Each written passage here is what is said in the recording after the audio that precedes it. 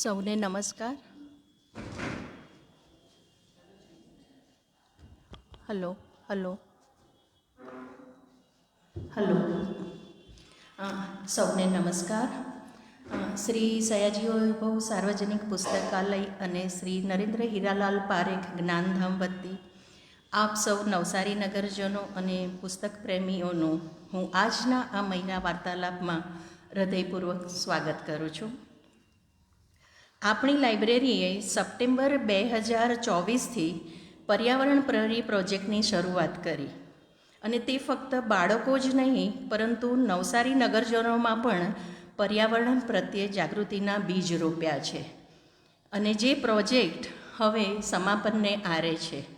અને લાઇબ્રેરીએ એ પર્યાવરણ અંગે ખૂબ વિવિધ સ્પર્ધાઓનું આયોજન કર્યું, જેના અમે સાક્ષી છીએ. બાળકો અને શાળાઓએ ખૂબ જ સુંદર કામ કર્યું છે, ખૂબ જ સુંદર રીતે ભાગ લઈને પોતાની ક્ષમતાઓ બતાવી છે.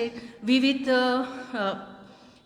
સ્પર્ધાઓ જેવી કે ગીત સ્પર્ધા, સામાન્ય જ્ઞાન સ્પર્ધા, પર્યાવરણ પર ગરબા, વક્તૃત્વ સ્પર્ધા, શેરી ગરબા, શેરી નાટક જેવા વિવિધ સ્પર્ધાઓમાં બાળકોએ સુંદર રીતે ભાગ લીધો. અને આપણને એમ થાય કે પર્યાવરણ ગરબા, શેરી નાટક એ તો કેવી રીતે કરશે, પણ ખૂબ સરસ રીતે બાળકોએ રજૂઆત કરી છે અને એના અમે સૌ સાક્ષી રહ્યા છે. તો જે પ્રોજેક્ટ હવે સમાપનને આરે છે, ત્યારે આજે આ મહિલા વાર્તાલાપમાં આપણી વચ્ચે આપણા જ નવસારીના પર્યાવરણ પ્રત્યે જાગૃત એવા નાગરિક, કર્મનિષ્ઠ અને સિદ્ધાંતવાદી એવા ડૉક્ટર જાગૃતિબેન દેસાઈ આપણી વચ્ચે ઉપસ્થિત છે. તેઓનું હું લાઇબ્રેરી પરિવાર વતી સ્વાગત કરું છું. જાગૃતિબેન, તેઓ બહાર દત્તનું ગ્રીન વોર પુસ્તક પર તેઓ વાર્તાલાપ આપશે. જાગૃતિબેનને તો આપણે સૌ જ બહુ સારી રીતે જાગૃતિબેનથી પરિચિત છે, પરંતુ થોડો વિશેષ પરિચય આપણે એમના વિશે જાણીએ. Jagrutiben S Desai. Hello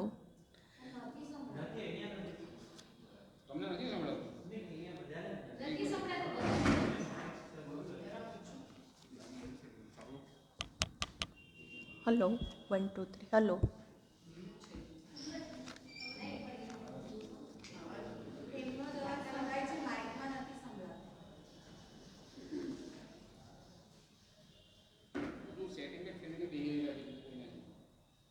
hello hello hello હવે સંભળાય છે? Okay. Doctor Jagrutiben S Desai MD gold medalist છે. Ex assistant professor of anaesthesiology તરીકે તેઓ ગવર્મેન્ટ મેડિકલ કોલેજમાં સેવા બજાવી ચૂક્યા છે. હાલમાં તેઓ છેલ્લા 30 વર્ષથી નવસારીમાં એનેસ્થેસિયોલોજિસ્ટની પ્રેક્ટિસ કરી રહ્યા છે. નેશનલ લેવલે પણ તેઓ વિવિધ કોન્ફરન્સમાં પણ ભાગ લઈ ચૂક્યા છે. નવસારી મેડિકલ એસોસિએશનના તેઓ પહેલા મહિલા સેક્રેટરી તરીકે સેવા બજાવી રહ્યા છે. તેઓ ગ્રીન વોરિયર ગ્રુપના સ્થાપક છે અને ઘણા વર્ષોથી નવસારીમાં પર્યાવરણ પ્રત્યે જનજાગૃતિનું કાર્ય કરી રહ્યા છે. તેઓ સ્ટુડન્ટ અને ફેમિલી માટે કાઉન્સેલર તરીકે પણ સેવા બજાવે છે. તેઓ ગાંધીઘર કચોલીમાં ટ્રસ્ટી છે અને નિસ્વાર્થપણે તેઓ તેમની સેવા આપી રહ્યા છે. તો આવા ડૉક્ટર જાગૃતિબેન આપણી વચ્ચે વાર્તાલાપ આપશે અને એનો આપણે સૌ નવસારી નગરજન ગર્વ લઈએ. અને લાઇબ્રેરીના પ્રણાલી મુજબ ડૉક્ટર જાગૃતિબેનનું સ્વાગત કરવા માટે હું ડૉક્ટર કીર્તિદાબેન વૈદને વિનંતી કરીશ કે તેમનું પુસ્તક આપીને સ્વાગત કરે.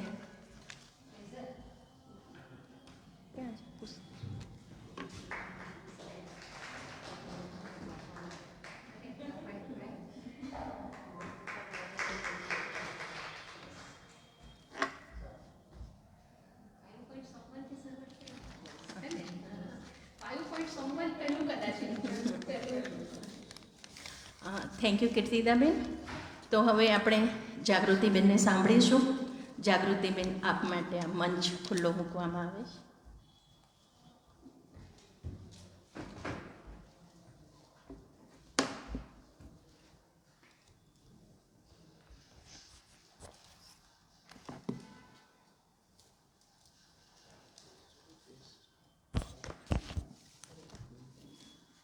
પુસ્તકોની વાત કરવાની છે અને પર્યાવરણ તો આપણે ક્યાં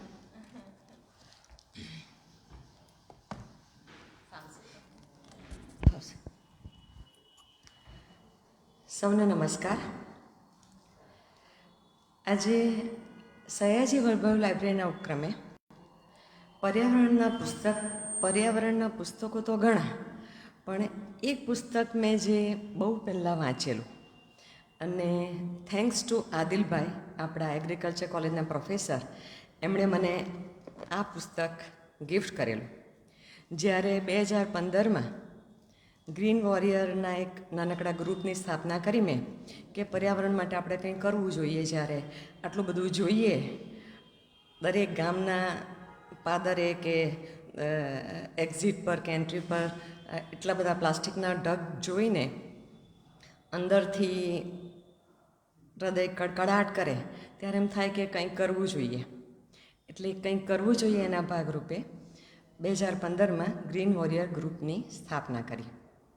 ત્યાર પછી આ લાઇબ્રેરીના જે આગળના ગ્રીન પ્રોજેક્ટમાં પણ એના તરીકે આપણે જજ તરીકે સેવા આપી. અત્યારે પણ જે પ્રોગ્રામ ચાલે છે એમાં જે કંઈ પણ આપણા થકી મદદ થઈ શકે તે કરીએ. જ્યારે ગ્રીન વોરિયર ગ્રુપની સ્થાપના કરી ત્યારે એમ થયેલું કે ચલો આમ કરી નાખશું, તેમ કરી નાખશું. પણ જ્યારે એકચ્યુઅલી પડીએ દરિયામાં અને તરવાનું શરૂ કરીએ ત્યારે ખબર પડે કે આ કોઈ હલકું તરવાનું નથી, પણ આ ગ્રીન વોર છે.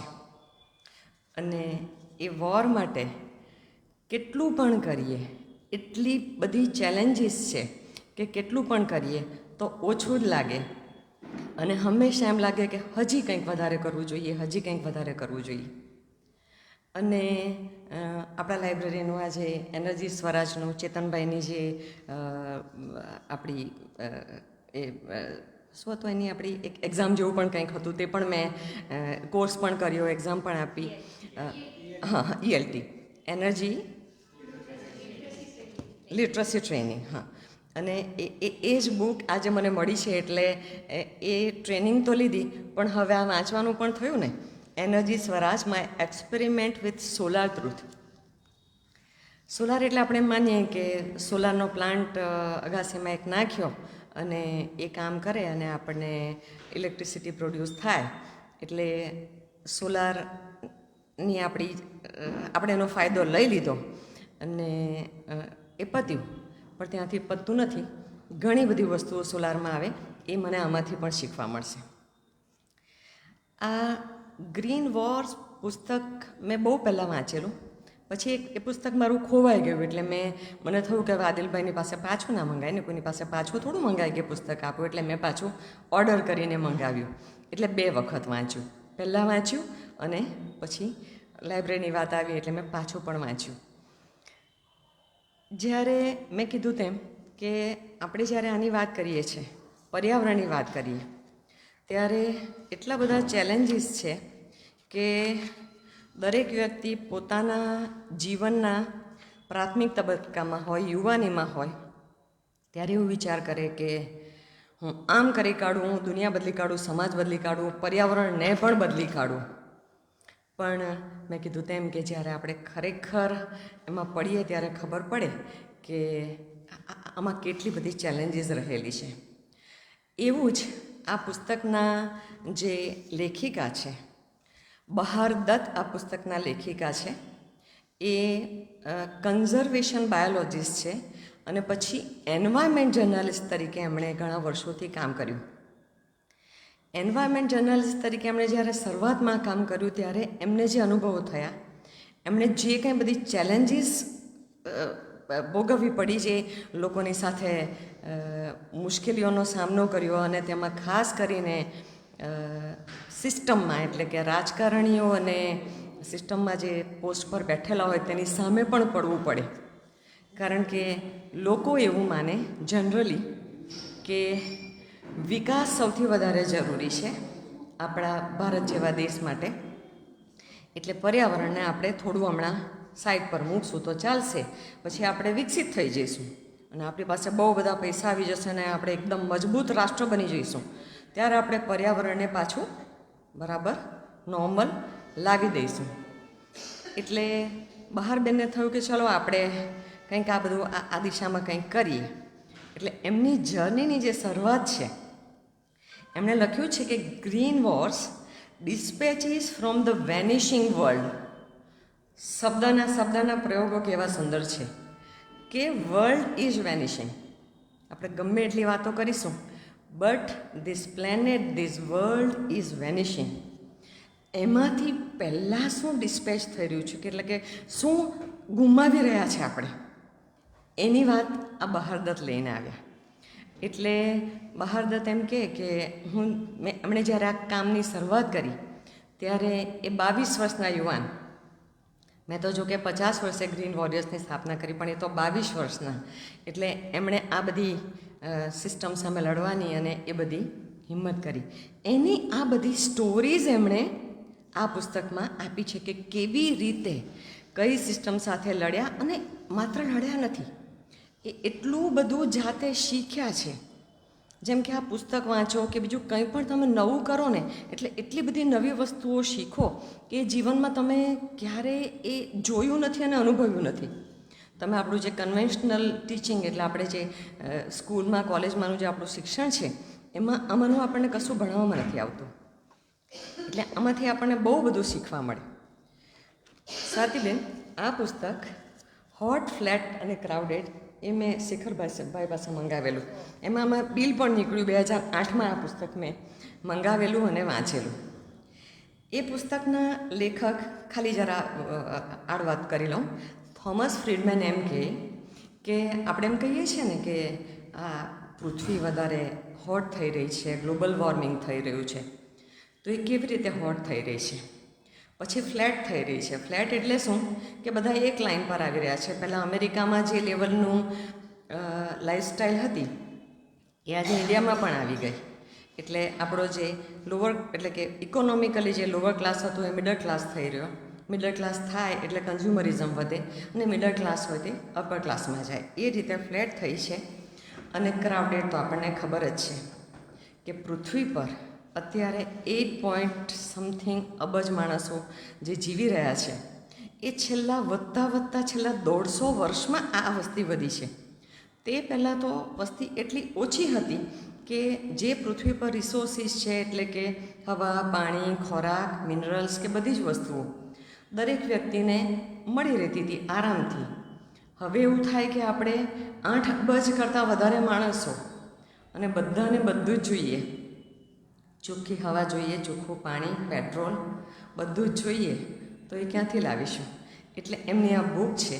એમાં એક બહુ સરસ વાક્ય જે મને ગમેલું છે, હું તમારી સાથે શેર કરવા માગું કે થોમસ ફ્રીડમેન એવું કે જે અમેરિકન લાઈફસ્ટાઈલ છે તે ઇન્ડિયા અને ચાઇનાના માણસો જો જીવવા માંડે તો આ પૃથ્વી પર જે કંઈ પણ રિસોર્સિસ છે એ 35 વર્ષ પણ ટકે એમ નથી.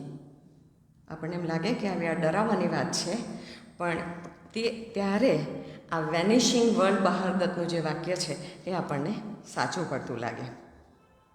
ત્યાર પછી એક બહુ સરસ, મને એમ થાય કે હું કયું પુસ્તક વિશે લાઇબ્રેરીમાં બોલું, તો આ એક પુસ્તક મને બહુ ગમેલું, હિન્દુઇઝમ અને નેચર. નંદિતા કૃષ્ણા કરીને એ પણ કન્ઝર્વેશન બાયોલોજીસ્ટ છે, તામિલનાડુમાં કાર્ય કરે છે અને ખૂબ સારા પર્યાવરણને લગતા કામો કરે છે. એમની ચોપડીમાંથી આપણને જાણવા મળે. પણ એ જે લખે ને એ જે લખવાની શરૂઆત કરે છે, એ પુસ્તકની શરૂઆત કરે તેમાં વાત કરે એ આ બધું આપણે આપણી મમ્મીને કરતા જોયા છે. એટલે આપણે ભૂલી ન જઈએ એટલા માટે મને ખાલી યાદ કરાવવું છે કે એ શું સરસ વાત કરે તે છે કે મારી મમ્મી રોજ સવારે ઉઠે, ઓફકોર્સ આ બધા પુસ્તકો ઇંગ્લિશમાં છે એટલે હું એનું થોડું ગુજરાતી ટ્રાન્સલેશન કરું. સવારે ઉઠી અને પછી આપણે સાથીઓ કહીએ. હવે આપણે રંગોળી એટલે એનાથી પૂરીએ, આપણી કરોટીથી પૂરીએ, પણ પહેલાંના જમાનામાં લોટથી પૂરવામાં આવતી, ચોખાના લોટથી પૂરવામાં આવે. તો લોટથી પૂરવાનો ફાયદો શું? કે આજુબાજુમાં જે બધી કીડીઓ અને નાના જીવજંતુઓ છે તેને આપણે ખોરાક આપીએ. એટલે એ લખે કે સવારે ઉઠે એટલે મારી મા ઘર બહારનું સાફસૂફ કરે, પછી લોટનો સાથિયો પૂરે, પછી નાહવા જાય એટલે ગંગા નાયા, ગોદાવરી નાયા. હું મારા દીકરીઓ નાની હતી ત્યારે નવડાવતા હું એ નાનકડું ગીત જેવું તે હું ગાતી. તો કે કેમ ગંગા નાયા? તો કે ગંગાનું પાણી છે, આપણે કહીએ છીએ કે ગંગામાં જાય એટલે આપણા બધા પાપો ધોવાઈ જાય. પણ પાપો તો ધોવાય, પણ કમસે કમ એની એન્ટી માઇક્રોબાયલ પ્રોપર્ટી એટલે કે શરીર પરના જે જીવજંતુઓ હોય તે તો કમસે કમ ધોવાઈ જાય. એટલે તે વાત આવે. પછી એમ કે પીપળાના ઝાડને એ પાણી નાખવા જાય. એટલે આપણને બધાને હવે તો ખબર જ છે કે 24 કલાક ઓક્સિજન આપતું ઝાડ એટલે કે પીપળો, એટલે કે પીપળાને જીવાડવાનો આપણે. ત્યાર પછી એમ કે રસોઈ કરે તો જે રાંધેલો ભાત હોય તેમાંથી કાગડાને મૂકવા જાય, આપણા પૂર્વજોને પહોંચે એને માટે. તો કાગડો જીવાડવો કેમ જરૂરી હતો?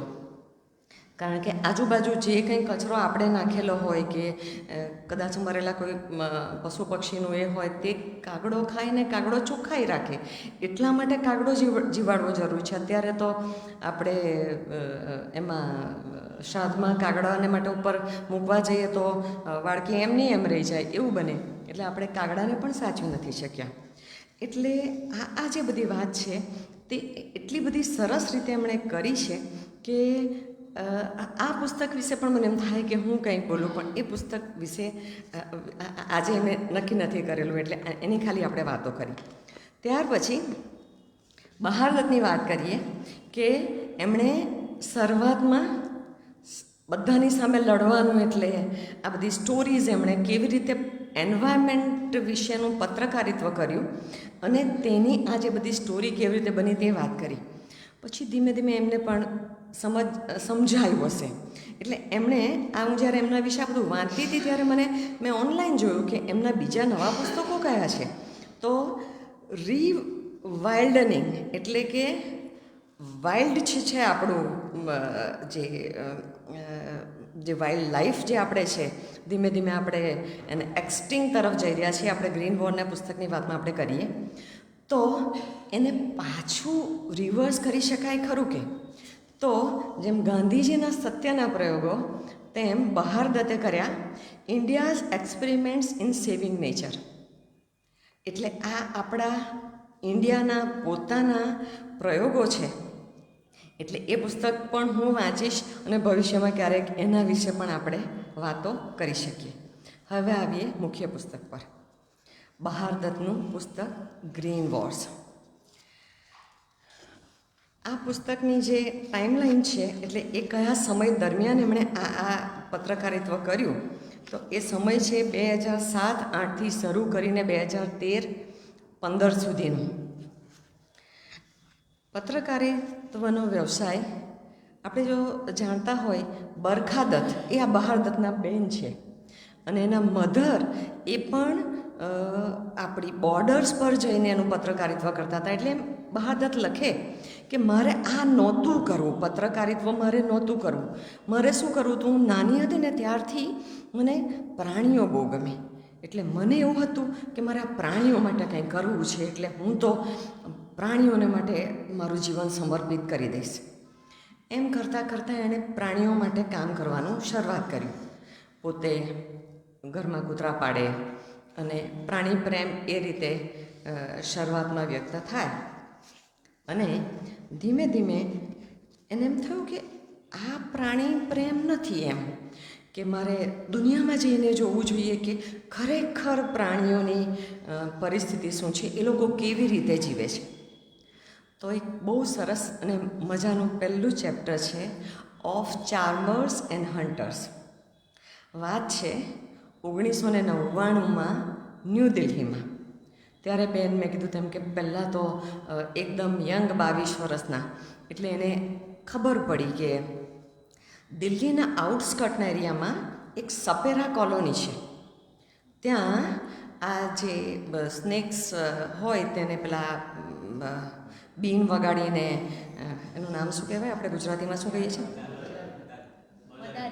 મદારી. હા, એ મદારી એ લોકોની એક આખી કોલોની છે. એમાં એ લોકોના 200 પરિવારો વસે છે અને ત્યાં લોકો બહુ બધા સાપોને ત્યાં લોકોએ ભેગા કરેલા છે અને ત્યાં they are not in a very good condition. એ લોકોને બહુ સારી કન્ડિશનમાં નથી. તો એમને એમ થયું કે ચાલ હું જઈને જોઉં તો ખરી એક વખત. એટલે બેન પહોંચ્યા. આમ તો પહોંચ્યા સાપને બચાવવા માટે.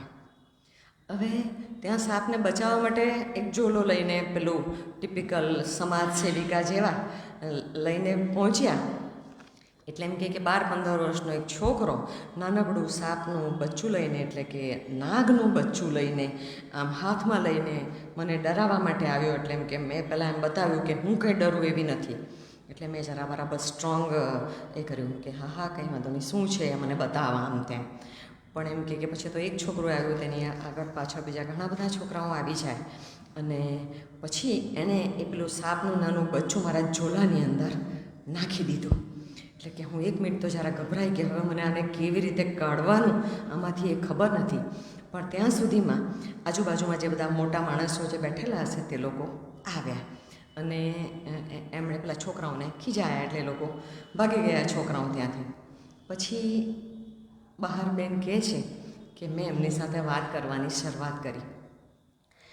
વાત કરવાની શરૂઆત કરતાં કરતાં એ જુએ છે આજુબાજુનો વિસ્તાર, કે આ જે વિસ્તાર છે તે દિલ્હી આટલું નજીક છે અને જાણે કે એકદમ વિખૂટો પડેલો, જ્યાં માણસો એ લોકોના પહેરવેશ પણ અલગ જ પ્રકારના હોય અને એક વિચરતી જાતિનો કોઈ સમુદાય, ત્યાં આપણા મિત્તલબેન આવીને જે પ્રમાણે આપણે વાત કરેલી વિચરતી જાતિઓની, એ બધી જ વસ્તુ હું આ ચેપ્ટર વખતે હું રિલેટ કરી શકી કે વિચરતી જાતિના જાણે લોકો હોય, ત્યાં કોઈ ન તો પાણીની વ્યવસ્થા કે ન તો કંઈ ગટરની વ્યવસ્થા, જ્યાં ને ત્યાં કચરો પડેલો ને થોડાક માણસો આવી રીતે બેસીને વાતો કરતા. થોડી બહેનો હતી, તે પણ એમ કે મને એના ઘૂંઘટમાંથી જુએ અને મને એમ થયું કે હું આ લોકોની સાથે હવે કેવી રીતે આગળ વધું, પણ મારે એ લોકોની સાથે તો રહેવું જ પડશે.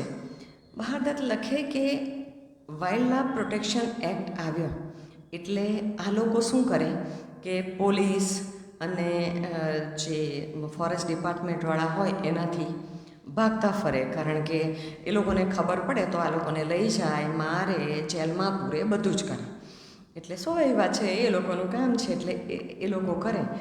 તો કોઈ નવું માણસ આવે એ લોકોની સપેરા કોલોનીમાં, એટલે પેલા લોકોને એમ થાય કે આ કંઈક અમને નુકસાન કરવા માટે આવ્યા હોઈ શકે.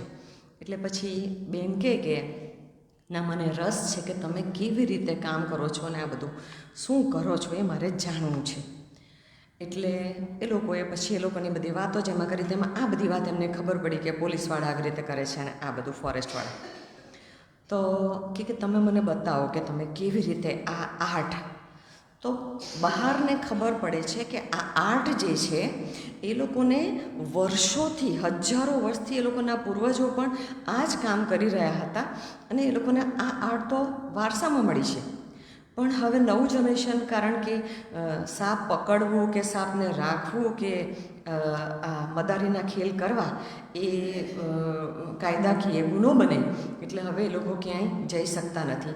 બાકી પહેલાંના જમાનામાં એ બહુ રેપ્યુટેડ કહેવાય છે કે બિઝનેસ કહેવાતો હતો અને ક્યાંય પણ રસ્તા પર કે એમ તેમ એ લોકો બેઠા હોય ને એટલા બધા લોકો ફરતે ભેગા થઈ જાય અને પૈસા આપે લોકોને. પણ એ રેપ્યુટેશન હવે રહી નથી. રાધર એ લોકો ડર્યા કરે છે સમાજથી પણ, એટલે દૂર રહે છે. હવે મધર ટેરેસા લખે, બહાદર લખે કે મને એવું લાગ્યું કે હું એનિમલ વર્લ્ડની હવે મધર ટેરેસા બની જાઉં. હું હમણાં પહેલાં સાપને બચાવું, પછી હું બહુ નામ ના કમાઉં અને હું ઘણું બધું કરું. પણ એટલું સહેલું નહોતું. બહાર 15 વર્ષ આ સપેરા ફેમિલીઝ છે તે લોકોની સાથે કાઢે છે. 15 વર્ષનો સમય. એ 15 વર્ષમાં એ શું કરે છે એ જાણવા જેવી વાત છે કે 15 વર્ષમાં એ એવું કરે છે કે એને જોયા પછી એવું લાગે કે આ લોકોને, એણે તો પહેલાં એ લોકોને એવું શીખવાડ્યું કે ચાલો તમે બીજો કોઈ ધંધો સ્વીકારો. કોઈ એક ભાઈને કીધું કે ચાલ તને હું લોન લઈ આપું, તું શાકભાજીની લારી ખોલ, અને કોઈને ફ્રૂટની લારી ખોલવાનું કહ્યું, ને આવું બધું એણે શીખવાડ્યું. પણ એમાં કોઈનો મેળ પડ્યો નહીં, અને જે લોનના પૈસા પણ ભરી નહીં શકે એવી પરિસ્થિતિ એ લોકોની થઈ. એટલે બેનને થયું કે હવે આ મારા લર્નિંગ લેસન્સ હવેથી આ શરૂ થયા. તો આ જે સ્નેક્સ, આ ચાર્મર્સ જે લોકો છે એ લોકો બહાર લખે છે કે હરિયાણા, ઉત્તર પ્રદેશ અને રાજસ્થાનમાં ખૂબ મોટી સંખ્યામાં આ લોકોની આવી નાની નાની કોમ્યુનિટી છે. અને એ લોકો સમાજમાં એ લોકોના વિશે બહુ ખોટી બધી માન્યતાઓ, કે ઘણી વખત જો કોઈને સોસાયટીઓમાં કેમ તેમ એ લોકો જાય તો લોકો એવું પણ માની લે કે આ લોકો ચોર ચોક્કા છે, આ લોકોને દાખલ નહીં થવા દેવા. ખરેખર એ લોકોનો કોઈ એવો ઈરાદો નથી હોતો, પણ આવું એ લોકો સમજે. એટલે બહાર વિચાર કરે કે આ લોકોને કંઈક રિલોકેશન માટે વિચારવું જોઈએ, એ લોકોને કંઈક નવા ધંધા શીખવાડવા જોઈએ. તો હું એને માટે પ્રયત્ન કરું. એક વખત એને ફેલિયર થયું. હવે એને એમ થયું કે આ લોકોને આવડત સાપ પકડવાના અને એમાં સૌથી વધારે છે. એટલે એમણે શું કર્યું કે અમદાવાદની અને પૂનાની જે આપણી ઇન્સ્ટિટ્યૂટ છે, વેક્સિન મેકિંગ ઇન્સ્ટિટ્યૂટ છે, એનો કોન્ટેક કર્યો કે આ લોકોની પાસે આ આવડત છે, તો તમે આ લોકોનો આ રીતે કંઈ ઉપયોગ કરી શકો. અને ખરેખર એનો પ્રોજેક્ટ બહુ સફળ થયો. અને પૂનાની ઇન્સ્ટિટ્યૂટવાળાએ અને અમદાવાદની ઇન્સ્ટિટ્યૂટવાળાએ આ લોકોને, ઘણા લોકો જે વધારે એક્સપર્ટ હતા, જે જૂના જનરેશનવાળા હતા અને વધારે એક્સપર્ટ હતા, એ લોકોને સાપને પકડવું, એને ડીવેનમ કરવું, એનું વેનમ કાઢી લેવું અને પછી પાછા સાપને જંગલમાં છોડી દેવા, આ કામમાં એમને ખૂબ મદદ કરી. એટલે એમને થોડો વિશ્વાસ આવ્યો, અને કોમ્યુનિટી છે એને પણ બહારમાં વિશ્વાસ આવ્યો કે આ બેન અમને મદદ કરવા માટે આટલી બધી મહેનત કરી રહ્યા છે. રોજ દિલ્હીથી આ લોકોની એ સપારા કોલોનીમાં એ આવે, બસમાં રખડતા પકડતા. શરૂઆતના વર્ષોમાં તો હાથમાં પૈસા પણ ના હોય ને, એટલે કે હું રિક્ષામાં અને બસમાં રખડતી પકડતી રોજ આવું ને રોજ પાછી જાઉં. અને મારા ઘરવાળા કહે કે આ ગાંડી થઈ ગઈ છે કે શું કરી રહી છે. મારા ફાધરને એવું થાય કે બહુ આટલી હોશિયાર છોકરી છે, પોતાનું જીવન એમાં બરબાદ ન કરે તો સારું. પણ મને તો એનિમલની મધર ટેરેસા બનવાના અભરખા જાગેલા એવું એના વાક્યોમાંથી આપણને સમજાય. એટલે હું તો કે મને રોજ મને એ ઊંઘવા પણ ના દે, આ લોકોના વિચારો મને રાત્રે ઊંઘવા પણ ના દે. એટલે હું રોજ સવારે પાછી જાઉં. પછી ધીમે ધીમે કરતાં એણે કીધું, એ લખે છે કે હું પંચાયત મિટિંગમાં એ લોકોનીમાં મેં જવાનું ચાલુ કર્યું. જે મોટે ભાગે પુરુષો જ હેન્ડલ કરતા હોય, જેમાં સ્ત્રીઓનું કંઈ એ લોકો એલાઉડ પણ ના હોય, પણ છતાં પણ મને એ લોકોએ ધીમે ધીમે એલાવ કરી. અને પછી એણે સરકારમાં આ લોકોના વિશે લખવાની વાત કરી કે તમે આ લોકોને કંઈક ફોરેસ્ટ ડિપાર્ટમેન્ટવાળા એ લોકોને કંઈક કામ આપે. એ લોકોની પાસે આટલી એક્સપર્ટાઇઝ છે તો ફોરેસ્ટ ડિપાર્ટમેન્ટ એ લોકોને કંઈ કામ આપે. પણ કે 5 વર્ષ સુધી એ લખે છે કે 5 years has pass સબમિટિંગ application to the different departments, પણ એમાં કંઈ થયું નહીં. એટલે એને બીજો એક વિચાર આવ્યો ને, પેલું આજકાલના જમાનામાં આપણે પાર્ટીઓ બહુ થાય, બર્થડે પાર્ટી અને મેરેજની બધી પાર્ટીઓ, તેમાં એણે આ લોકોને બધાને એમ કે હું એ લોકોને કંઈક નવું શીખવાડીએ, કેવી રીતે વધારે સારી રીતે બીન બજાવવાનું ને બધું. અને એણે બીન પાર્ટી શરૂઆત કરી. એ બીન પાર્ટી શરૂઆત કરીને એમાંથી એ લોકોને થોડા પૈસા મળવાનું પણ ચાલુ થયું. આ જે આ કોમ્યુનિટી છે એ લોકોને પૈસા મળવાનું ચાલુ થયું. એટલે એ લોકોને એમાં રસ પડવાનો ચાલુ થયો. પછી આગળ જતાં ડાયલેસ સ્નેક ચાર્મર સર્વિસ, એટલે કોઈના ઘરમાં સાપ ભરાઈ જાય તો કહે છે કે મુખ્યમંત્રી અને પ્રાઇમ મિનિસ્ટરના ઘર સુધી આ લોકો પહોંચ્યા આ રીતે. અને જ્યારે ત્યાં સુધી પહોંચ્યા પછી જે પેલી એમણે જે એપ્લિકેશન ડિપાર્ટમેન્ટમાં આપેલી, તે એપ્લિકેશનના રિસ્પોન્સ આવવાના ચાલુ થયા. અને ત્યાર પછી એ લોકોને બેર ફૂડ કન્ઝર્વેશન એજ્યુકેટર તરીકેની એ લોકોને શીખવાડવામાં આવ્યું. એ લોકો બીજે જઈને સ્કૂલ્સમાં કોલેજીસમાં જઈને કે કેવી રીતે અમે પર્યાવરણને એન્વાયરમેન્ટને પ્રોટેક્ટ કરીએ છીએ અને પ્રાણીઓને કેવી રીતે પ્રોટેક્ટ કરીએ છીએ એ બધી વાતો એ લોકોને શીખવાડવામાં આવી અને એ લોકો બીજાને શીખવાડવા માંડ્યા. અને ત્યાર પછી સૌથી વધારે આ જે કોમ્યુનિટી માટે એણે જે કામ કર્યું તે એવું કહે છે કે એક દિલ્હીનું કોઈ મ્યુઝિકલ બેન્ડ, તે બેન્ડને એણે પહેલાં રિક્વેસ્ટ કરી કે આ લોકોને આટલા બધા સરસ જાતના ઇન્સ્ટ્રુમેન્ટ વગાડતા આવડે છે, તો તમે શીખવાડો ને એને આપણું બેન્ડ જેવું બનાવીએ. તો શરૂઆતમાં એ લોકોને ના ગમ્યું, પણ એણે બહુ રિક્વેસ્ટ કરી ત્યારે એક વખત આવ્યા એ જે ભાઈ જે છે રોસ્ટન એબેલ કરીને, અને પછી એ લોકોનું આ એક બેન્ડ બનાવ્યું 100 ચાર્મર્સ કરીને. આ વખતે તો મેં નહીં જોયું, પણ જ્યારે મેં પહેલી વખત વાંચ્યું ત્યારે મેં યુટ્યુબ પર એ સર્ચ કર્યું તો 100 ચાર્મર્સ કરીને એ લોકોનું આ બેન્ડ છે. અને એ ખૂબ સરસ રીતે ઘણી બધી પાર્ટીઓઝમાં ને એ બધામાં પણ એ લોકો જવા માંડ્યા. એટલે બહાર કહે છે કે આ કિસ્સામાં હું જ્યારે સફળ થઈ ત્યારે આવા જ લોકો રાજસ્થાનમાં, જે લોકો બનવારીસ કહેવાય, તે બનવારીસ માટે એમણે કામ કર્યું. જે સરિસ્કાનું જે આપણું ટાઈગર રિઝર્વ ખરી, એ ટાઈગર રિઝર્વમાં જે ટાઈગર કમ્પ્લીટલી એક્સટિંગ થઈ ગયા તે વખતે ફોરેસ્ટ ડિપાર્ટમેન્ટ અને આપણી હોમ મિનિસ્ટ્રી એવું કહે છે કે આ બધું પૂછીને આ બનવારી લોકોએ જ કર્યું. જો કે એ લોકો એવું કહે છે કે અમે આ કર્યું નથી. એટલે ત્યાર પછી બહાર આ બનવારી લોકો માટે કામ કરવાનું ચાલુ કરે છે. અને એક વખતને એને મળેલી જે સફળતા એ બનવારી લોકોને કામ કરવા માટે એમને વધારે ઉત્સાહ આપે છે. અને ત્યાર પછી એ કહે છે કે આ મારી ફર્સ્ટ સ્ટોરી જે છે એણે મને ઘણા બધા મારા પ્રશ્નોના જવાબ આપ્યા, અને ત્યાર પછી મારી આ એન્વાયરમેન્ટ જર્નાલિસ્ટ તરીકેની જે કારકિર્દી એની હું શરૂઆત થઈ એમ કહું તો ચાલે. ત્યાર પછીની એમણે જે સેકન્ડ જે ચેપ્ટર લખ્યું છે કે the sarus crane can not vote.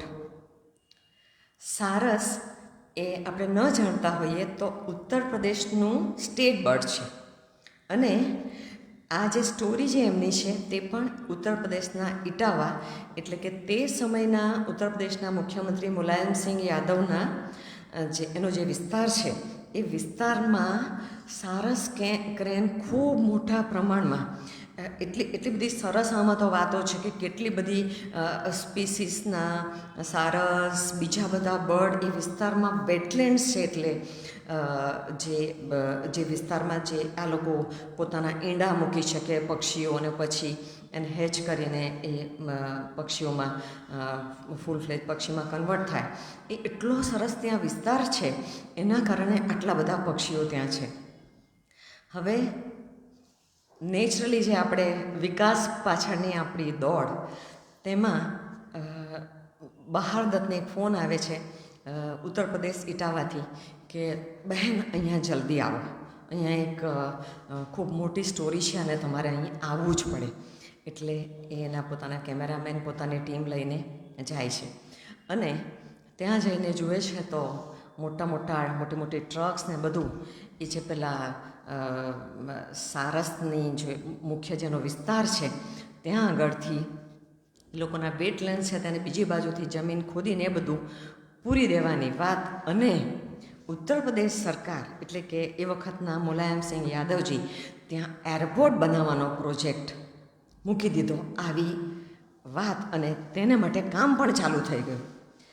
હવે આ જે ભાઈ જે ઉત્તર પ્રદેશના જે લોકલ તે એ બહારને એવું કે લખનઉ એરપોર્ટ જે ઉત્તર પ્રદેશનું કેપિટલ છે ત્યાં એટલી બધી ફ્લાઇટ નથી, તો આ અહીંયા સફાઈ કરીને ગામનું નામ છે જે એમનો મત વિસ્તાર છે મુલાયમસિંહ યાદવનો, તો કે અહીંયા કોણ ફ્લાય કરીને આવવાનું ને જવાનું. પણ ગવર્મેન્ટમાં તો એક વખત નક્કી થઈ ગયું.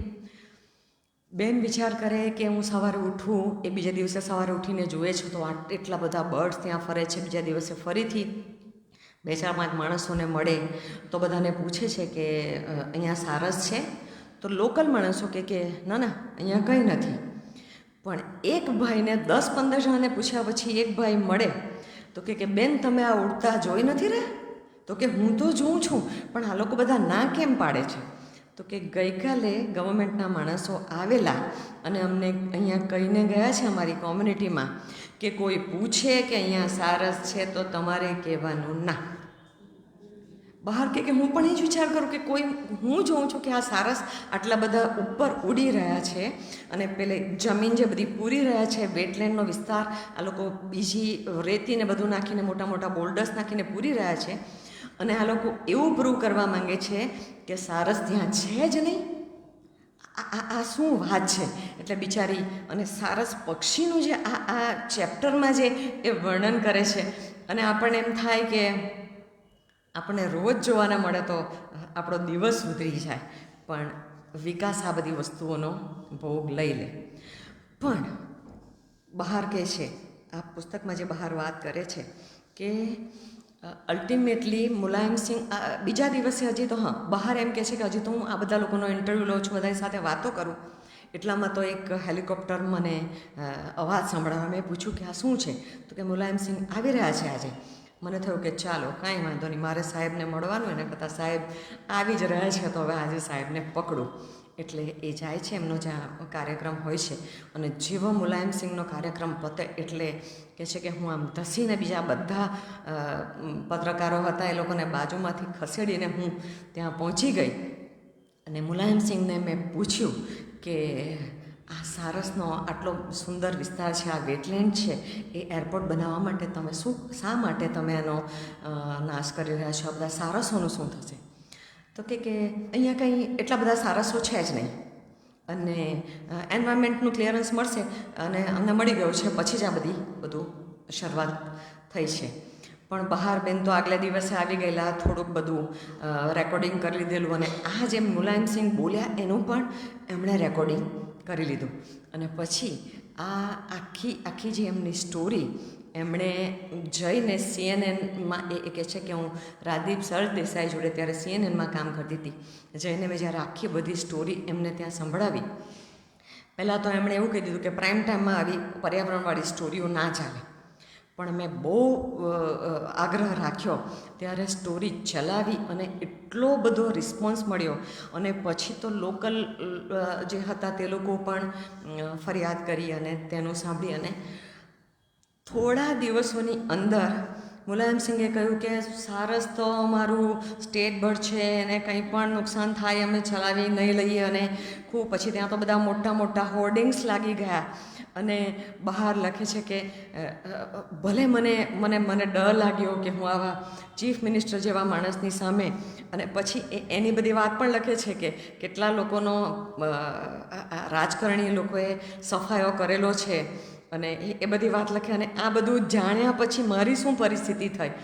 પણ આ સ્ટોરી લખવાથી પ્રાઇમ ટાઈમ પર બધી ચેનલ પર પ્રસારિત થઈ, લોકોએ આનો બહુ સારો રિસ્પોન્સ મળ્યો અને જે રીતે એને સફળતા મળી એમ કરતાં બહારની હિંમત વધે છે. ત્યાર પછી ત્રીજું ચેપ્ટર છે યુનિકોર્ન્સ ઇન ડેકોઇડ કન્ટ્રી. ડેકોઇટ એટલે બહારવટિયાઓ. આપ સર્વે જાણતા જ હશો કે મધ્યપ્રદેશમાં આપણી ફૂલનદેવી પણ હતી અને એ જે વિસ્તારમાં તો ગલિયાળ કરીને, હું એકચ્યુઅલી ગયા વર્ષે જ અમે ગયેલા રાજસ્થાન, જોધપુરથી અમને આ લોકો ચંબલ રિવર જોવા લઈ ગયેલા અને ત્યાં મેં ઘણા બધા ઘડિયાળ જોયા અને આ એકચ્યુઅલી એમણે જે આમાં ડિસ્ક્રાઇબ કર્યું છે એ હું ત્યાં જોઈને આવી એટલે હું આની સાથે વધારે રિલેટ કરી શકી.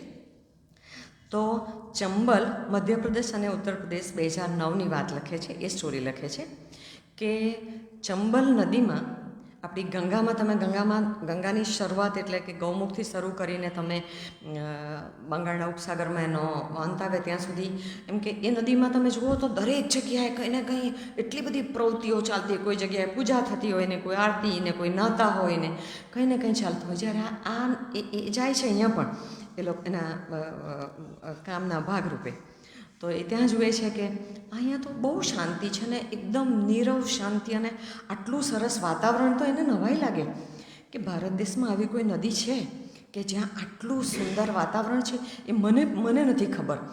અને હું જ્યારે ગયા વર્ષે નવેમ્બરમાં ગઈ હતી ત્યારે મારી પણ આ પરિસ્થિતિ થયેલી, પણ ત્યાં સુધીમાં મેં આ પુસ્તકમાં વાંચેલું હતું કે આની કંઈક સ્ટોરી છે. એટલે મારે જ્યારે હમણાં વાંચ્યું ત્યારે મને ખબર પડી કે ચંબલ નદીને શ્રાપ મળેલો, અને એ શ્રાપ આર્યન કિંગને શ્રાપ મળેલો. અને એવું કહે છે કે જ્યારે ઓરિજિન થઈને ત્યારે ગાયના લોહીથી આ નદીની શરૂઆત થયેલી. એ આર્યન કિંગ પોતાની સુપ્રીમસી બતાવવા માંગતા હતા ને એ રીતે કંઈ બહુ ગાયોની કતલ થઈ હશે કેવું, એટલે એ નદીને એ રીતનો શ્રાપ મળેલો. અને ત્યાર પછી એટલે એ કોઈ બ્રાહ્મણે એ કિંગને શ્રાપ આપેલો, અને ત્યાર પછી આ નદીમાં કોઈ સારા કાર્યો કરે નહીં. એટલે એમ કે આ નદીમાં આટલી બધી શાંતિ. અને ત્યાર પછી એ એવું લખે છે કે મહાભારતમાં જે શકુનીની જે આપણી વાત છે, દ્રૌપદીનું ચીરહરણ, તે પણ આ વિસ્તારમાં જ થયેલું. એટલે દ્રૌપદીએ પણ તે વખતે શ્રાપ આપેલો. એટલે આ નદીને 2 જાતના શ્રાપ. પણ એના કારણે એક ફાયદો થયો કે આ નદીમાં બહુ બધા મગર, ઘડિયાળ અને ફરતે પણ બહુ બધા અનેક જાતના બર્ડ્સ અને એ આ નદીમાં જોવા મળે. એટલે એમને પણ આ વાતની ખબર જ પડી કે આ નદીમાં કંઈ બહુ બધા 100 જેટલા આ યુનિકોર્ન્સ એટલે આ ઘડિયાળ મરેલા જોવાના મળ્યા. એટલે એ ખબર પડી. એટલે એ ત્યાં જાય છે અને એની આ સ્ટોરીને કવર કરે છે. ત્યારે એને ખબર પડે છે કે ફોરેનથી પણ એ લોકોએ યુકેથી પણ આટલા બધા ઘડિયાળ 100 ઘડિયાળ કેવી રીતે મરી ગયા. અહીંના આપણા જે લોકોએ ઘડિયાળનું પોસ્ટમોર્ટમ કર્યું અમારી ભાષામાં, તે લોકો એવું કહ્યું કે એ લોકોની કિડની ફેલ થઈ ગઈ છે. પણ એવું કેવી રીતે થયું એ બધું જાણવાની કોશિશ કરી, કોઈને કાંઈ સાંધા ચડ્યા નહીં, ખબર ના પડી કે કયા ટોક્સિન્સથી આ ઘડિયાળ મરી ગયા. પણ એ લોકોએ બહુ અભ્યાસને અંતે લોકોએ ઘણી બધી એના માટે અભ્યાસ કર્યો કે હજી મગર કેમ ના મર્યા, ઘડિયાળ જ કેમ મરી ગયા, ને બહુ બધો અભ્યાસ કર્યો.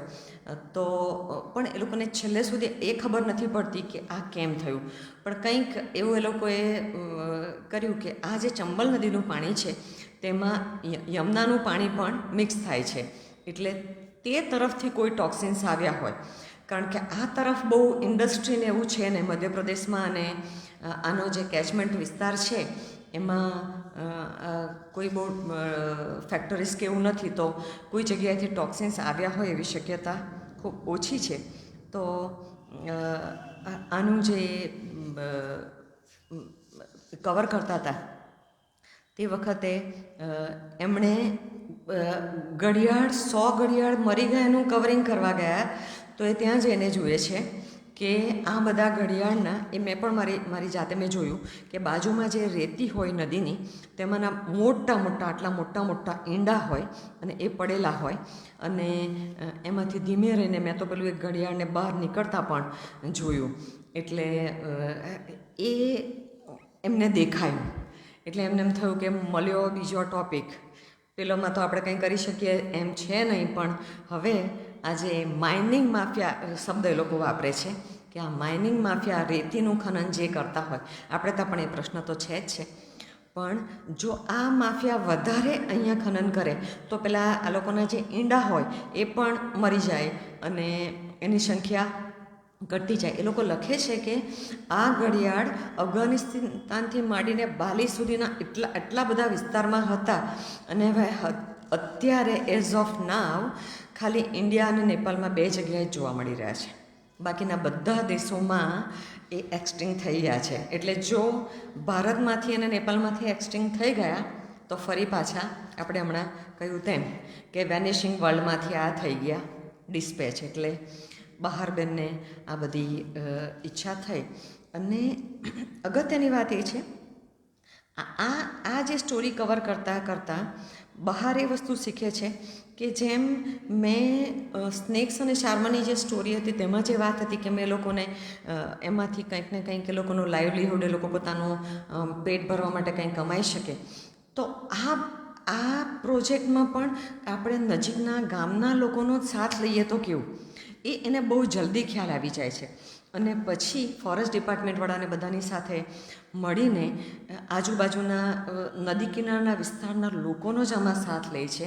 અને પછી ફોરેસ્ટ ડિપાર્ટમેન્ટવાળા ખૂબ જલ્દી, અને અહીંયા બહારને બહુ જલ્દી સપોર્ટ મળે છે ફોરેસ્ટ ડિપાર્ટમેન્ટ અને લોકો, અને ઘણા સારા પ્રોજેક્ટ આના પછી આ વિસ્તારમાં પણ એ મૂકે છે.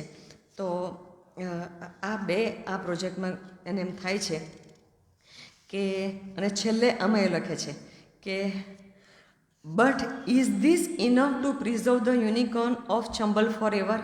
મેં આટલું કર્યું, એને કાયમી બચાવવા માટેનો તો કોઈ રસ્તો છે ખરો? એટલે ટૂંકમાં બહાર આપણા બધા લોકોને આ પુસ્તક લખીને આપણને બધાને વધારે જાગૃત કરવાની કોશિશ કરે છે કે તમે આ જે વેનિશિંગ વર્લ્ડ છે, આપણી વાઇલ્ડ લાઈફ છે, એને પ્રોટેક્ટ કરવા માટે આપણે પણ આપણું પોતાનું નાનું મોટું જે કંઈ યોગદાન આપી શકીએ એમ હોય એ આપી શકીએ છીએ. ચોથું ચેપ્ટર છે reporting from the wettest place on the planet earth. કયું વેટેસ્ટ પ્લેસ? ચેરાપુંજી, બરાબર. સોહરા પણ કહેતા હોય છે મેઘાલયમાં. એ વિસ્તારમાં પણ અમે પણ એક વખત જ્યારે ફરી આવ્યા ત્યારે દરેક જગ્યાએ પ્રશ્ન આવીને ઊભો રહે છે, માઇનિંગ. જે વિસ્તારમાં અત્યાર સુધી નથી થયેલું માઇનિંગ, એટલે એ વિસ્તારમાં વધારે સારા એ લોકોને બોક્સાઇટ્સને બધું મળી રહે છે. અને એને કારણે જે કંપનીવાળા હોય એ તો સ્વાભાવિક છે, એ લોકોને એટલા મોટા એ લોકોના પ્રોજેક્ટ હોય કે વિરોધ કરવાવાળા તો બિચારા લોકલ્સ હોય, તે લોકોની પાસે કોઈ પાવર પણ ના હોય, અને એ કેવી રીતે એનો વિરોધ કરે છે માઇનિંગ માફિયાનો મેઘાલયામાં, એની વાત આ ત્રીજા ચેપ્ટરમાં કરે છે. એમાં બહારના કહેવા પ્રમાણે કે મને સફળતા મળતી નથી, અને હું કોઈને પણ, મેં જેને પણ કોઈને વાત કરી, ગવર્મેન્ટ હોય કે લોકલ્સ હોય, કોઈ જગ્યાએ મને સફળતા નથી મળી. અને ઉપરથી એવું થાય કે આ લોકો બધા પર્યાવરણવાળા ખબર ને દોડી આવે બચાવવા માટે, પણ અહીંના ગરીબ લોકોનું શું? એની વાત સરસ પાછળથી કરે છે બહાર કે જો માઇનિંગમાંથી જે કાઢે અને એનો ફાયદો લોકલ્સને કે ટ્રાઇબલ્સને મળતો હોત, તો જે રીચેસ્ટ સ્ટેટ છે માઇન્સ માટેના, જે કે છત્તીસગઢ છે, ઓડિશા છે, તો એ આટલા ગરીબ હજી પણ ના હોત. એટલે બહાર એની વાત પાછળથી જે કરે છે તે ખૂબ આપણને અપીલ કરી જાય એવી છે. એટલે આ સ્ટોરીમાં એવું કહે છે કે મને સફળતા નહીં મળી, પણ હું મારી જર્ની હજી કન્ટિન્યુ કરીશ. ત્યાર પછી 5મું ચેપ્ટર છે prime minister who did not care. Arunachal પ્રદેશમાં ખૂબ મોટો ડેમ બનાવવાનો એક પ્રોજેક્ટ, અને પ્રાઇમ મિનિસ્ટર આવીને ઉદ્ઘાટન કરવાના, અહીંયા સુધીનું જાહેરાત થઈ ગયેલી અને બધું, અને બેન ત્યાં પહોંચ્યા. બેન પહોંચ્યા એટલે બેને તો હવે આટલા વખતમાં એને ઘણી બધી વસ્તુની ખબર પડી ગઈ કે આવા પ્રોજેક્ટ કંઈ પણ કરવા હોય તો એન્વાયરમેન્ટલ ક્લિયરન્સ જોઈએ, શું જોઈએ, બધી વસ્તુ ખબર. એટલે બેને ત્યાં જઈને પૂછવાની શરૂઆત કરી કે તમારી પાસે છે આ બધા રિપોર્ટ? તો ના તો કોઈ પાડે જ નહીં ને, આપણે ત્યાં તો કોન્ફિડન્સ લેવલ તો એટલો હાઈ કે એમ જ કહી દે કે હા અમારી પાસે છે. પણ એ લોકોની પાસે કોઈ પણ જાતના એન્વાયરમેન્ટ ક્લિયરન્સના સર્ટિફિકેટ કે કશું જ હતું નહીં. એટલે બહાર બેન અહીંયા મંડી પડ્યા, કારણ કે બહાર શું કહે છે કે આ વિસ્તારમાં ડેમ બનાવવો એટલે એટલી સરસ વાઇલ્ડ લાઈફ છે અને નેચર એટલે ખૂબ સુંદર છે ત્યાં, કે આપણે એમ થાય કે આટલો મોટો વિસ્તાર જો પાણીમાં ડૂબી જશે તો ત્યાં શું થશે? આ વિસ્તાર અરુણાચલ પ્રદેશ જેવો વિસ્તાર તો આપણે ફરવા માટે, વિઝિટ કરવા માટે પણ યોગ્ય નહીં રહેશે. એમ કરીને બહુ બધી સરસ બધી મજાની વાતો કરે છે. અને પછી છેક પ્રાઇમ મિનિસ્ટર ઓફિસ સુધી બહાર ફોન કરે છે, અને ફાઇનલી પ્રાઇમ મિનિસ્ટર આ પ્રોજેક્ટનું ઉદ્ઘાટન કરવા આવવાનું માંડી વાળે છે. એટલે માણસ જ્યારે કહેવાય છે ને કે જ્યારે કોઈ લડાઈ કરવા નીકળે ત્યારે સફળતા તો કોઈને શરૂઆતમાં તો મળતી જ નથી હોતી, પણ ધીમે ધીમે એને સફળતા મળતી જાય છે. અને એક દરેક વખતે લખે છે કે આમાં મારો પોતાનો કોઈ પણ સ્વાર્થ નથી, કે ન તો મારે જર્નલિસ્ટ તરીકે એસ્ટાબ્લિશ થવાનો પણ મારો કોઈ ઈરાદો નથી. આ તો મારે કમ્પલસરીલી મારે આ વ્યવસાયમાં પડી જવું પડ્યું, કારણ કે મને એવું લાગ્યું કે પર્યાવરણ માટે કે મારા પ્રાણીઓ માટે મારે કંઈ કરવું પડે છે. હવે એ જ્યારે વાત કરે છે ત્યારે અરુણાચલ પ્રદેશમાં, એટલે આમાં પણ આ ચેપ્ટરમાં પણ એ એટલી મજાની વાત કરે છે કે મને એવું થાય છે કે હું ગઈ નથી, પણ હું જ્યારે જઈશ ને ત્યારે એણે જે લોકોની વાત કરી છે કે ઈદુ મુશ્મીસ, કે એ લોકો ત્યાંના જે ગોરીલા બંદર છે કે ત્યાંના પક્ષીઓને બચાવવા માટે જે મહેનત કરી રહ્યા છે, ટૂંકમાં એ એવું કહેવા માંગે છે કે જે ત્યાંના લોકલ્સ છે, જે લોકો ટ્રાઇબલ્સ છે, એ લોકો હંમેશા આ વાઇલ્ડ લાઈફને સાચવવા માટે ખૂબ જ મહેનત કરે છે. અને એ લોકો ઘણી વખત એટલો બધો બહિષ્કાર કરે છે ગવર્મેન્ટના માણસોનો, અને જે લોકો આ બધું માઇનિંગ માફિયા હોય એ લોકોનો બહિષ્કાર કરે છે, પણ એ લોકોનું ઘણી વખત કંઈ ઉપજતું નથી. એટલે મોટા માણસોને જ પકડવા પડે એવું એને આ બધી વસ્તુ ધીમે ધીમે એને ખ્યાલ આવે છે. અને ત્યાર પછી આગળ જતાં આ તો બહુ મસ્ત મજાનું ચેપ્ટર છે કે એ ચેપ્ટર પણ આપણને મને એવું લાગે કે 1 કલાક વાત થઈ શકે. પછી આસામમાં ગિબોન સેન્ચ્યુરીની વાત કરે છે કે એ જે મંકીની જે વાત કરે છે, આપણે તો મંકી ગોડ કહીએ છીએ, શરૂઆતથી જ આ શબ્દ લખે છે કે આપણે તો હનુમાનજીને આપણે તો પૂજીએ છીએ. તો એમાં પણ બહાર એમણે જે કંઈ સ્ટડી કર્યો કે 25 સ્પીસીસ ઓફ પ્રાઇમેટ્સ અહીંયા હતા, અને હવે એમાંથી ખૂબ ઓછા બચી ગયા છે.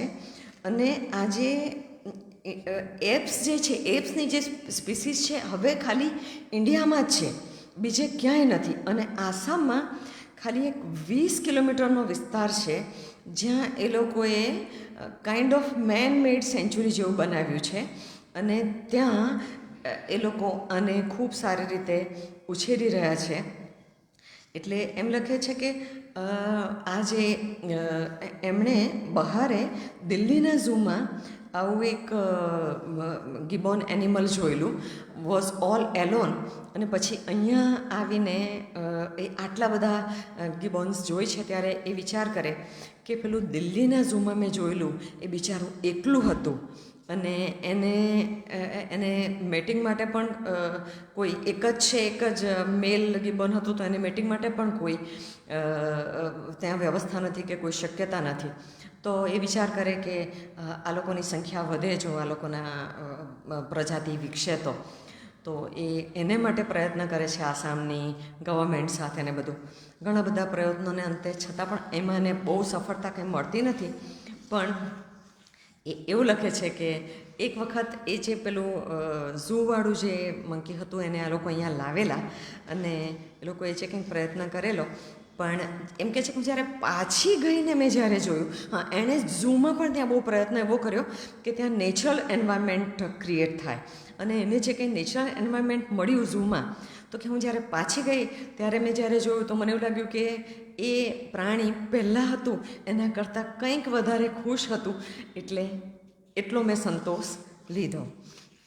એ વાત કરીને પછીના આગળના ચેપ્ટરમાં જાય છે.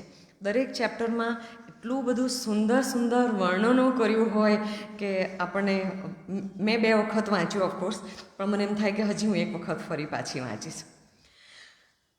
હવે 7મું ચેપ્ટર એ લખે છે કે an officer and hog deer. Hog એટલે કે આપણું સુંવર જે કહે ને તેવું, હા, નાનકડું આ ડિયર પ્રજાતિનું સૌથી નાનામાં નાનું પ્રાણી.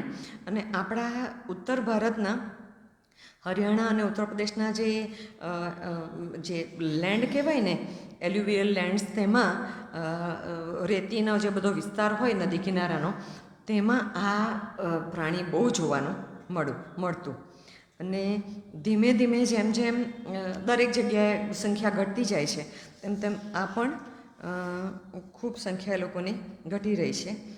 અને હરિયાણામાં આ પ્રાણીને માટે એક સેન્ચ્યુરી પણ, ડેડિકેટેડ સેન્ચ્યુરી પણ આ એનિમલ માટે ગવર્મેન્ટે બનાવી છે.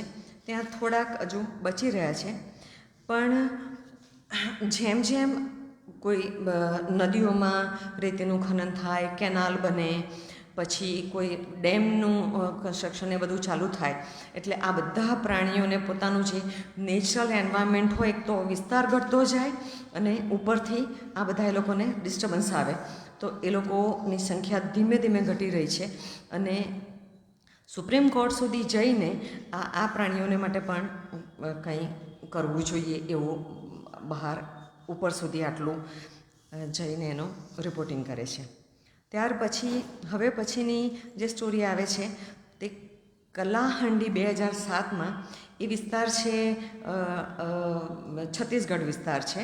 એટલે જ્યાં હમણાં જ હું એકચ્યુઅલી ગયા મહિને જ હું ત્યાં જઈને આવી અને જાતે જોઈને આવી કે છત્તીસગઢમાં રાયપુરની આસપાસના, રાયપુરથી તમે લગભગ 6 થી 8 કલાકના ડિસ્ટન્સ પર તમે પહોંચો, એટલે એવા વિસ્તારમાં અમે ટ્રેકિંગ કર્યું કે જ્યાં 2025માં ઇલેક્ટ્રિસિટી નથી, લાઇટ નથી. સોલારનું એક નાની નાની બધા ઝૂંપડા ઉપર સોલારની પેનલ લગાવેલી છે, તેમાંથી એક લાઇટ ચાલે. એટલે સાંજે જ્યાં સુધી એ લોકો રાતે જાગતા હોય ત્યાં સુધી ઘરમાં એક લાઇટ ચાલે. એવો જે વિસ્તાર, તેમાં વેદાંતાનો એલ્યુમિનિયમનો બહુ મોટો પ્રોજેક્ટ, કરોડો રૂપિયાનો પ્રોજેક્ટ, એ પ્રોજેક્ટમાં ત્યાંના આ જે જંગલની વાત કરે છે, ઓડિશા અને છત્તીસગઢની બોર્ડર પર આવેલો છે આ પર્વત, કે નિયામગીરી પર્વતની વાત કરે છે. અને એની આજુબાજુમાં જે વિસ્તારમાં વસતા લોકો, એ લોકો આ વેદાંતાનો એટલો બધો વિરોધ કરે છે. એ વિરોધ કરવામાં ત્યાંના જેણે લીડ લીધી હોય છે તેનું મર્ડર પણ થાય છે, અને એની જે સ્ટોરી એને જઈને મળે છે, એના ફેમિલીને જઈને મળે છે. અને બહાર લખે કે છેલ્લે એમ એવું થયું કે એ વેદાંતાની ફેક્ટરીવાળા અમને કે તમે અમારે ત્યાં આવો ને જુઓ કે અમે કેટલું સરસ અમે બનાવ્યું છે અહીંયા. તો બહાર લખે કે તમે મેનિક્યોર્ડ લોન બનાવી દીધી. એ છે ને તે આ જે ટ્રાઇબલ છે, આ જે લોકો છે, ત્યાંના લોકલ માણસો છે, એ લોકોને માટે એની વેલ્યુ નથી. એ લોકોને માટે તો જે જંગલ હતું ને એમાં જે એ લોકોના પશુ પક્ષીઓ ચારવા જાય, અને એ દરમિયાન એ લોકો કેવી રીતે, જે ટ્રાઇબલ્સ લોકો હોય લોકલ, તે કેવી રીતે ત્યાંના જંગલનો બચાવ કરે છે, ત્યાંના પ્રાણીઓનો બચાવ કરે છે, એની જે વાત કરે છે, ત્યારે આપણને એમ થાય કે આટલા બધા આ જે પ્રોજેક્ટની વાત કરે છે તે કહે છે કે 4,500 કરોડનો પ્રોજેક્ટ, મને તો આંકડો યાદ નહોતો રહ્યો પણ હમણાં અમારા જોવામાં આવી ગયો. આવો મોટો પ્રોજેક્ટ હોય અને આ સામાન્ય માણસો બિચારા, એટલે કેવી રીતે એ પ્રોજેક્ટને આ કિસ્સામાં પણ બહાર એવું કરે છે કે છેક સુપ્રીમ કોર્ટ સુધી જાય છે અને કરે છે. પણ આ કિસ્સામાં પણ વેદાંતા જેવી ઇન્ટરનેશનલ યુકેની કંપની છે, તો એ કંપનીની સામે આ લોકો ટકી શકતા નથી. એટલે અગેન કદાચ આપણા લેખિકાબેનને એક સેટબેક મળ્યો એવું કહીએ તો ચાલે. અને સ્ટોરીમાં પેલા જે ભાઈનું મર્ડર થાય છે તેમાં પોલીસમાં જઈને કમ્પ્લેન નોંધે છે કે તમે આનું ઇન્વેસ્ટિગેશન કંઈ કર્યું. ત્યારે જે ભાઈ ગુજરી ગયેલા છે ને એની વાઈફ શું કહે છે ખબર છે? એ બહુ સરસ, એ મને બહુ ટચ કરી ગયું કે અમારી ગ્રામ પંચાયતમાં કોઈની એક રોડ એક્સિડન્ટમાં એક મરઘી મરી જાય ને તો પણ તેનો કેસ ચાલે, પણ મારો પતિ મરી ગયો એનો કોઈ પોલીસમાં એક્સિડન્ટ થયેલો એટલું જ લખેલું છે, બાકી કોઈ રિપોર્ટ નહીં, કોઈ ઇન્વેસ્ટિગેશન નહીં. એટલે કે અમારું પોતાનું જો પંચાયત હોય તો અમે કેવી રીતે ન્યાય કરીએ, પણ જ્યાં ગ્રામ પંચાયતનો કે ગ્રામ સભાનો ન્યાય નથી ચાલતો તો ત્યાં શું પરિસ્થિતિ થાય છે એ લોકોને ખ્યાલ આવે છે. ઓફકોર્સ ભારત દેશમાં રહેલા હોય એ લોકોને આ બધી વસ્તુની કોઈ નવાઈ નથી, પણ આ રીતનું થાય છે. ત્યાર પછીનું chapter mining mafia in Goa, દરેક જગ્યાએ છે જ. અને ઉટાંગ ઇન ધ લાસ્ટ ટ્રેન્ડ, એ સુમાત્રા ઇન્ડોનેશિયાની સ્ટોરી પણ એમણે કવર કરી છે ત્યારબાદ. અને છેલ્લી સ્ટોરી પર આપણે જઈશું કે saving the Ganga and the losing ચોપન્સ્કી. આ જે ગંગાની જે વાત કરે છે એ આ વર્ષે આપણે ખૂબ સરસ રીતે જોયું કે આટલા બધા લેન્ડસ્લાઇડ થઈ, આટલા બધા માણસોનું ડેથ થયું. આ વખતે જેવો ડિઝાસ્ટર થયો છે એવો એક ડિઝાસ્ટર 2013માં પણ ઉત્તરાખંડમાં થયેલો, અને 5000 તો લોકલ લોકો મરી ગયેલા. અને એ લખે છે કે નેપાળથી જે આ બધા ડેમનું કામ કરવા આવેલા એવા તો કેટલાઓ માણસો એમાં તણાઈ ગયા અને મરી ગયા, એનો કોઈ હિસાબ જ નથી. અને ઉત્તરાખંડ પણ અમે આ વખતે જ જઈને આવ્યા, વેલી ઓફ ફ્લાવર્સનો ટ્રેક કરીને આવ્યા. ત્યારે એમણે જે કંઈ આ પુસ્તકમાં જે બધી વાત લખેલી છે ડેમ્સની, એને માટે જે આખા બધું ખોદી કાઢેલું હોય ને એના કારણે જે લેન્ડસ્લાઇડ થઈને રસ્તા પર મોટા મોટા બોલો છે ને, ગમે ત્યારે ઉત્તરાખંડમાં આપણે જાણીએ છીએ કે ગમે ત્યારે ઉત્તરાખંડમાં રસ્તા બંધ થઈ જાય, દિવસોના દિવસો સુધી રસ્તા બંધ રહે.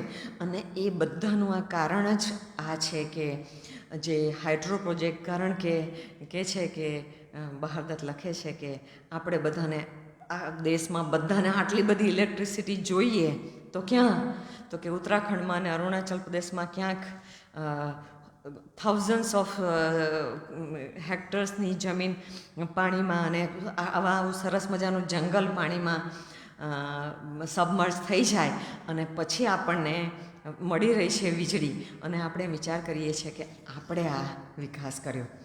એટલે આ જે ગંગાની જે વાત કરે છે તેમાં એ ગૌમુખ સુધી એ લોકો ટ્રેક કરે છે, ત્યાંથી આખી આ સ્ટોરી બનાવે છે.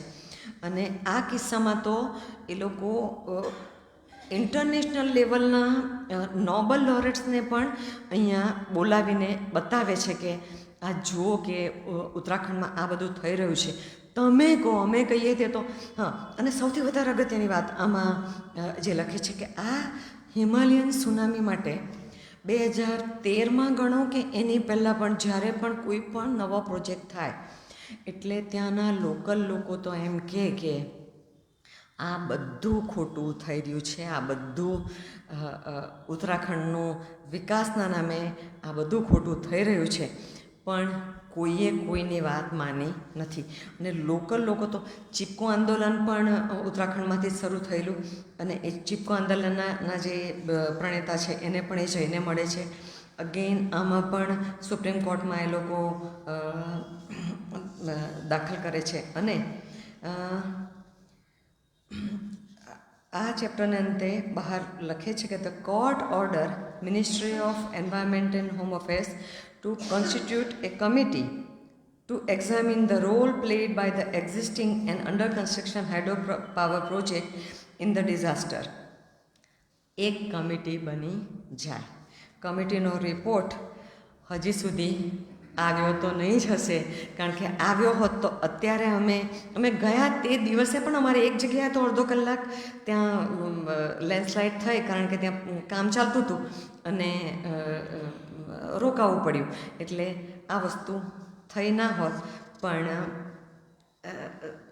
વિકાસ આ બધી વસ્તુનો ભોગ લેતું જ રહ્યું છે ભૂતકાળમાં અને હમણાં પણ લે છે. અને ત્યાર પછીનું એક જે છેલ્લું ચેપ્ટર છે એ જરા જુદું છે ચેપ્ટર, કે journey to the roof of the world. બહાર એના જે કોઈ એસોસિએટ્સ હોય તે લોકો બધાની સાથે નોર્વે જાય છે. નોર્વે આપણને ખબર છે કે જ્યાં ઉગતા સૂર્યનો દેશ નહીં, અને એ જોવા માટે તો લોકો જાય, પણ ત્યાંની સરકાર એટલી બધી અવેર છે આ પ્રોજેક્ટ માટે કે નોર્વેમાં તમને ક્યાંય આવી કોઈ મોટી ઇન્ડસ્ટ્રી ના મળે કે કશું ના મળે. અને ત્યાં એવા બધા સ્ટડીઝ થઈ રહ્યા છે નોર્વેમાં કારણ કે ઉત્તર ધ્રુવમાં એ કહે છે કે ત્યાં એટલી બધી પ્રિસ્ટીન લેન્ડ છે કે અત્યારે કોઈ ઇન્ડિયામાં કોઈ પ્રોજેક્ટ ચાલે છે અને તેની જે અસરો છે એ ભલે એકદમ માઇક્રો લેવલે હોય, પણ એ લોકો ત્યાંની લેબોરેટરીમાં આ વસ્તુ સ્ટડી કરી રહ્યા છે અને પ્રૂવ કરી રહ્યા છે. આપણું ઇન્ડિયાનું પણ એક ડેલિગેશન ત્યાં જઈને આ પ્રોજેક્ટ પર ત્યાં કામ કરતું હોય છે. અને હા, પછી જે આજે લખે છે બહાર કે it is A challenge two explain that the natural world is highly complex. અને આ આટલી કોમ્પ્લેક્સિટીમાં વેધર, ટેમ્પરેચરના જે ચેન્જીસ છે એ ચેન્જીસને પ્રૂવ કરવા માટે એ લોકોએ જે મહેનત કરી રહ્યા છે, અને એ મહેનત જ્યારે બહાર કે હું જ્યારે જોઉં છું ત્યારે મને એમ થાય કે વર્ષોની આટલી બધી મહેનત, અને પછી જ્યારે આપણે એમ માનીએ છીએ કે આપણે એક નાનકડું કામ કરીને પર્યાવરણ માટે આપણે કંઈક કર્યું, તો એ કેટલું માઇક્રો છે એની મને સમજ પડે. અને એ લોકો ત્યાં પણ જે એણે માઉન્ટ સ્ટોરશીટ કરીને કોઈ માઉન્ટ છે, આપણે તો જોયું નથી, એ ત્યાં જાય છે કેબલ કારથી, અને ત્યાં જે એનું સીનરી જુએ છે, અને એ એટલા બધા ખુશ થાય છે. અને ત્યાંના જે સ્ટડી કરતા હોય છે સાયન્ટિસ્ટને એ પૂછે છે કે આ જે છે, જે આ વ્યૂ જે મને છે, આજે જે મને મળી રહ્યો છે, એવો વ્યૂ મને કેટલા વર્ષ સુધી જોવાનો મળી શકે એમ છે કે કોઈ ટુરિસ્ટ આવે તેને પણ. તો ત્યાંના સાયન્ટિસ્ટની વાતથી એટલા ચિંતિત થઈ જાય છે કે એમણે ડેડલાઇન આપી છે 2035ની, કે આ ગ્લેશિયર 2035 સુધીમાં ઓગળી જશે. એટલે બહાર કે મને ફરી પાછી મારી ગંગા અને ગૌમુખ યાદ આવે, અને હું એ લોકોને પૂછું કે મારી ગંગાનું ગ્લેશિયર છે એ કેટલા વર્ષ સુધી ટકે, ત્યારે એમનો જવાબ સાંભળીને કે મને થોડીક શાંતિ થઈ કે તમને હજી ઘણી વાર લાગશે. 2035માં તમારી ગ્લેશિયર નથી પીગળી જવાની, અમારી આ નોર્વેની ગ્લેશિયર ચોક્કસ પીગળી જવાની છે 2035 સુધીમાં. એટલે આવું સરસ પુસ્તક, અને આ વાંચ્યા પછી, નોર્વેની આ બધી સ્ટોરી વાંચ્યા પછી મને એમ થાય કે એ મિડનાઇટ સન જોવા માટે તો આપણે પણ જવું પડશે. એ પણ વાત લખે છે અંદર કે હું રાત્રે સૂતી, પણ એટલી બધી લાઇટ, બધું બંધ કર્યું, પડદા બધું બંધ કર્યું, પણ મને તો ઊંઘ જ ના આવે કે અહીંયા કેવી રીતે ઊંઘ આવે. હા, 4 મહિના સુધી, જેમ કે જ્યાં સૂરજ ઉગે નહીં ને બાકીના દિવસો 4 મહિના આખો સૂરજ તપતો રહે, તો આપણને એમ થાય કે કેટલી બધી વિવિધતા. અને હું કરું એ તો માઇક્રોનો પણ કેટલામો ભાગ મને એવું લાગે, અને થાકી પણ જઈએ, થોડા ઉત્સાહની પણ કમી આવી જાય કે આપણે વૃક્ષો રોપશું, આ કરશું, તે કરશું, પણ થોડા દિવસમાં તો ફરી પાછા કપાઈ જવાના છે એવું થાય કિશોરભાઈ આપણને. પણ જ્યારે લોકો આટલી મહેનત કરે છે, લોકો જ્યારે સિસ્ટમ સામે લડીને આટલું બધું કામ કરતા હોય, ત્યારે આપણને એમ થાય કે આપણે હારી જવા જેવું નથી. એટલે રીવાઇલ્ડિંગ માટે પણ આપણે થોડો નાનો પ્રયત્ન કરી રહ્યા છીએ, પણ આપણો પ્રયત્ન હજુ પણ પૂરજોશથી ચાલે તો આપણી પણ લોકલ પણ જે વાઇલ્ડ લાઈફ છે. કાલે ગણદેવીમાં દીપડો પકડાયો.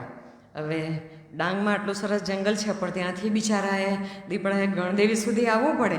તો આપણે કમસે કમ ડાંગમાં તો કંઈક રીવાઇલ્ડિંગ કરીએ તો આપણા જે આ વિચારો છે તેને પુષ્ટિ મળે. અને દરેક જણા આપણે પોતપોતાની રીતે જે કંઈ પર્યાવરણ માટે નાનું મોટું જે કંઈ કામ કરીએ છીએ તે કરતા રહીએ. અને અમારે ત્યાં છે ને જર્મનીથી એક ડૉક્ટર આવેલા, અને એમને અહીંયા રણથંભોરના જંગલમાં ગયા, તો એમને ટાઈગર તો સ્પોટ નહીં થયો, પણ એમણે કિંગફિશર જોયા એટલે મને કે I saw a kingfisher, I thought that it is there in picture only. એટલે ત્યાં સુધી જે ડેવલપ કન્ટ્રીઝ છે એ લોકો જે આપણે અહીંયા, અમે તો અહીંયા ચાલવા જઈએ છીએ મોગા, ત્યાં પણ અમને જોવાના મળી જાય છે. તો કિંગફિશર જેવું કિંગફિશર બર્ડ પણ એ લોકોને પરદેશમાં ક્યાંય જોવાનું મળતું નથી. તો આપણી પાસે હજી આટલી સરસ વાઇલ્ડ લાઈફ બચી છે. આપણા પોતાના ગીરમાં સિંહ છે, ટાઈગર્સ આટલા બચેલા છે. ટાઈગરની જે વાત પેલી સરિસ્કાના ટાઈગર 100 ટાઈગર મરી જાય છે જાણીએ તો આપણે વિચાર કરતા આપણે એમ થાય ખરેખર ફોરેસ્ટ ડિપાર્ટમેન્ટે શું કર્યું, કોઈને કંઈ ખબર જ ના પડી કે એક પણ ટાઈગર સરિસ્કામાં બચ્યો જ નહીં ત્યાં સુધી કોઈને કંઈ ખબર જ ના પડી. આટલું બધું અંધેર છે. તો બધાએ જાગૃત થવાની જરૂર છે. અને મારે તો ખબર નહીં જાગૃતિને કયા લેવલ પર લઈ જવી પડે મને ખબર નથી, પણ પ્રયત્ન હજુ પણ પૂરેપૂરો કરતા રહીશું. અને આપ સર્વનો ખૂબ ખૂબ આભાર. અને સ્વાતિબેન, તમારે પ્રશ્નો માટે મંચને ખુલ્લો કરવો હોય તો કરી શકો છો.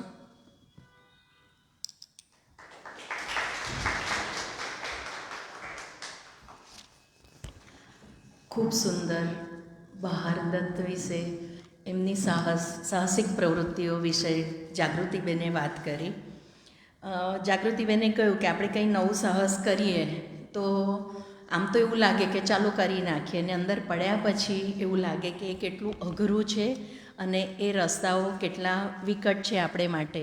પણ જાગૃતિબેન, જ્યારે અમે વિચાર વાંચન શિબિર લઈએ ને ત્યારે હું આઈ કે વીજળીવાળાની વાર્તા કહીને એમણે જે એક સ્લોગન છેલ્લે એક વાર્તામાં આવે છે તે હું મારા બાળકોને ઓલવેઝ કહું કે આપણું મન ડગુમગું હોય ને તો આપણો સીધો રસ્તો પણ કાંટાળો લાગે, મુશ્કેલ લાગે. પરંતુ જો મન મક્કમ હોય તો હિમાલય પણ આપણને ચડવો સહેલો લાગે. તો એવું આ કાર્ય છે પર્યાવરણ માટેનું. ખૂબ સરસ એમણે વાતો કરી. એમને પશુ પક્ષી અને પર્યાવરણ પ્રત્યેના પ્રેમની અને એના માટે જે એમણે સરકાર સામે ઝુંબેશ ઉઠાવ્યું, બધા મોટા મોટા પ્રોજેક્ટ માટે એમણે જે એમની સાહસિકતા બતાવી, એ વાતો ખૂબ ઊંડાણપૂર્વક જાણી. અને ઇન્ટરનેશનલ અને નેશનલ એવોર્ડ પણ ઘણા મળેલા છે. અચ્છા, એ બધી વાત લેખિકાની થઈ, પુસ્તક વિશેની નથી. અચ્છા. અને એના અમુક વિસ્તારોમાં જાગૃતિબેને કહ્યું તેમ કે એ પોતે જઈ આવ્યા છે એટલે એમની અમુક વાતો હૃદયથી નીકળતી હતી. અને તમે જ્યારે વાતો કરતા હતા ને ત્યારે મારા મગજમાં ચકલીની વાતો ચાલતી હતી. અને એવું કહે કે બોરસલીના ઝાડ પર ચકલીઓનું ઝુંડ હોય, ઝુંડ રહે. બોરસલીનું ઝાડ ચકલીઓને બહુ જ ગમે. તો જો હું સૌને વિનંતી કરું કે આપણી પાસે જો જગ્યા હોય આપણા કમ્પાઉન્ડમાં કે કંઈ પણ જગ્યાએ તો બોરસલીનું એક ઝાડ જરૂર વાવજો, તો ફરી ચકલીઓ આપણા ઘરે માળા બાંધતી થશે.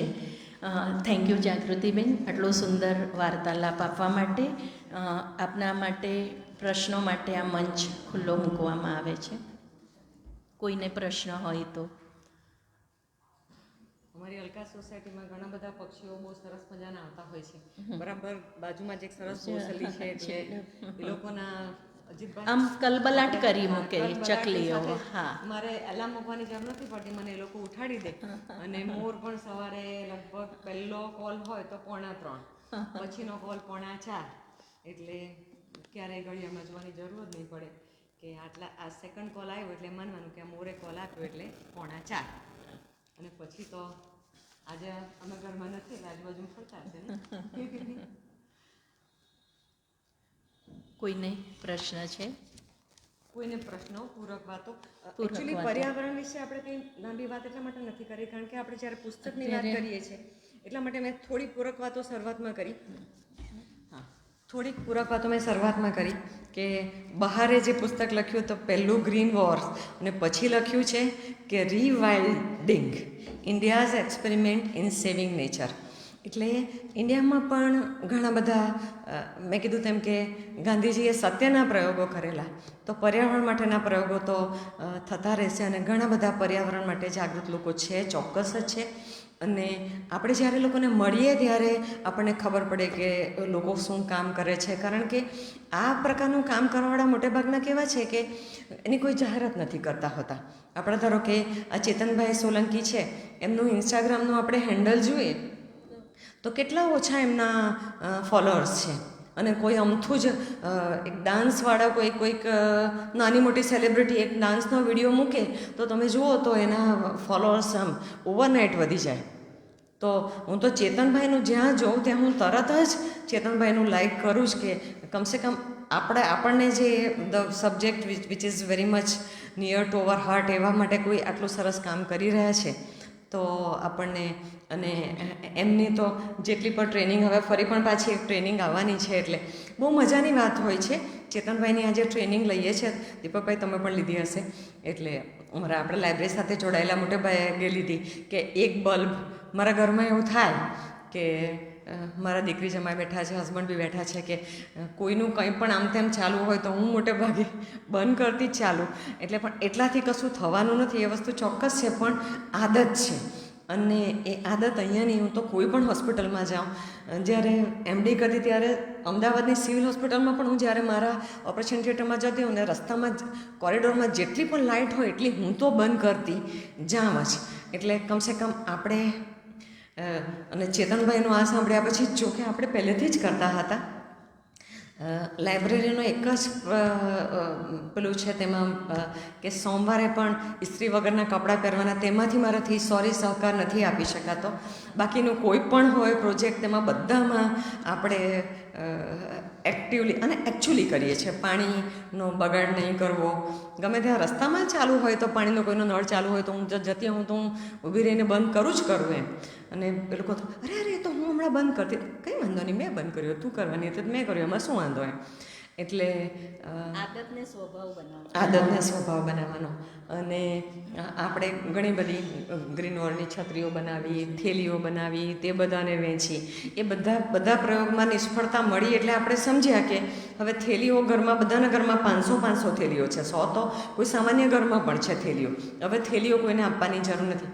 આપણે નવસારી નગરપાલિકા પણ એક પ્રોજેક્ટ પર 10 રૂપિયાનું, પણ તેમાં કોઈક એવું લખ્યું, મેં વાંચ્યું કે થેલીની સાઇઝ બહુ નાની છે એટલે એમાં વધારે સામાન આવશે નહીં. એટલે પ્રયત્નો બધા કરી રહ્યા છે પોતપોતાના. આપણે ડૉક્ટર સ્નેહલ દેસાઈ પ્લીઝ. મારે એમની સાથે આ બાબતમાં ક્યારેક ઝઘડો પણ થયેલો હોય છે, એટલે એ બાબતની વાત પણ કરવાના હોઈ શકે કે હું જેટલું પ્લાસ્ટિક ઓછું વાપરું એટલું તમે વધારે વાપરો, એમ લઈને આવે ને કોઈ પણ પ્રકારની પ્લાસ્ટિકની થેલી તો.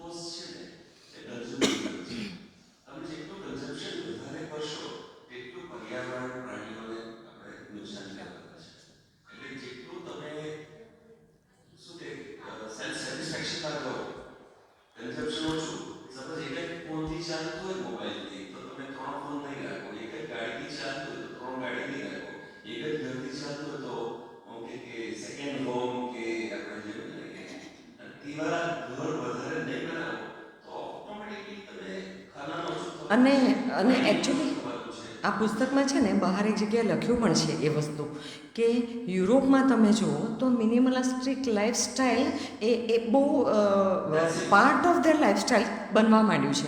તો આપણે પણ કરી શકીએ છીએ, એવું નહીં કે આપણે નહીં કરી શકીએ.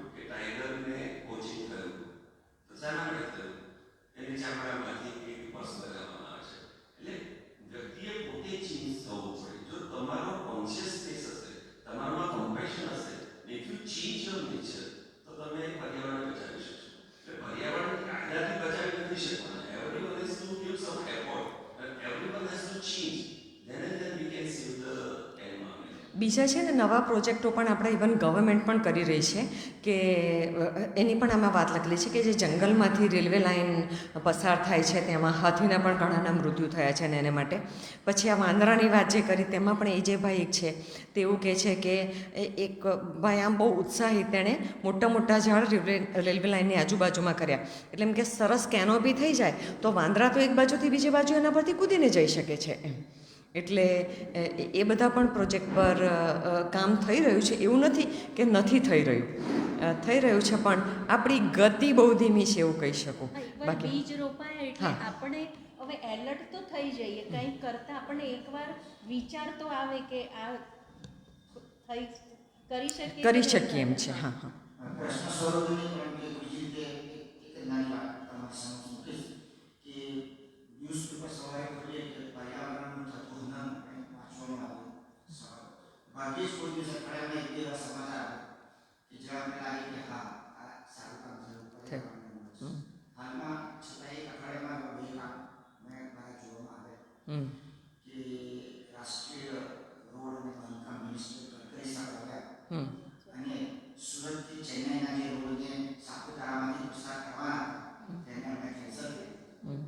કારણ કે એ કોઈ પણ હિસાબે જે આ રોડ કાઢવાથી જંગલનું હનન થાય છે અને એ સળગતો પ્રશ્ન છેલ્લા એક વર્ષથી ચાલતો હતો હવાના મારાનો. ગુજરાત સરકારે પણ ના પાડી, પણ ગડકરી સાહેબે સ્પષ્ટ કરી દીધું કે આ રોડ સુરતથી નાસિક જોવામાં નહીં આવશે. અને બીજું તમે કહ્યું તેમ હાઇડ્રો ઇલેક્ટ્રિસિટી, કોઈ બી પ્રમાણે તમે ઇલેક્ટ્રિસિટી લેવો જ્યાં સુધી એ કુદરતી રીતે નથી લેવામાં આવતી, સોલાર હોય કે એટોમિક એનર્જી હોય, ત્યાં સુધી એ આપણને હનન કરીએ છીએ, દોહન કરીએ છીએ. સરકારે બહુ વર્ષો પછી સૌ પ્રથમ એ કાયદો પસાર કર્યો છે છેલ્લી આ લોકસભાના અંદરમાં કે પ્રાઇવેટ ઇન્ડસ્ટ્રી નાના અને બિનજોખમી એટોમિક એનર્જીના ઇલેક્ટ્રિસિટીના યુનિટ નાખવા માટે પ્રવેશ કરે છે. એને કારણે જે કોલસા ખોદાય છે, જે હાઇડ્રો ઇલેક્ટ્રિસિટી માટે ડેમ બને છે, તેના પર રોકાણ આવશે.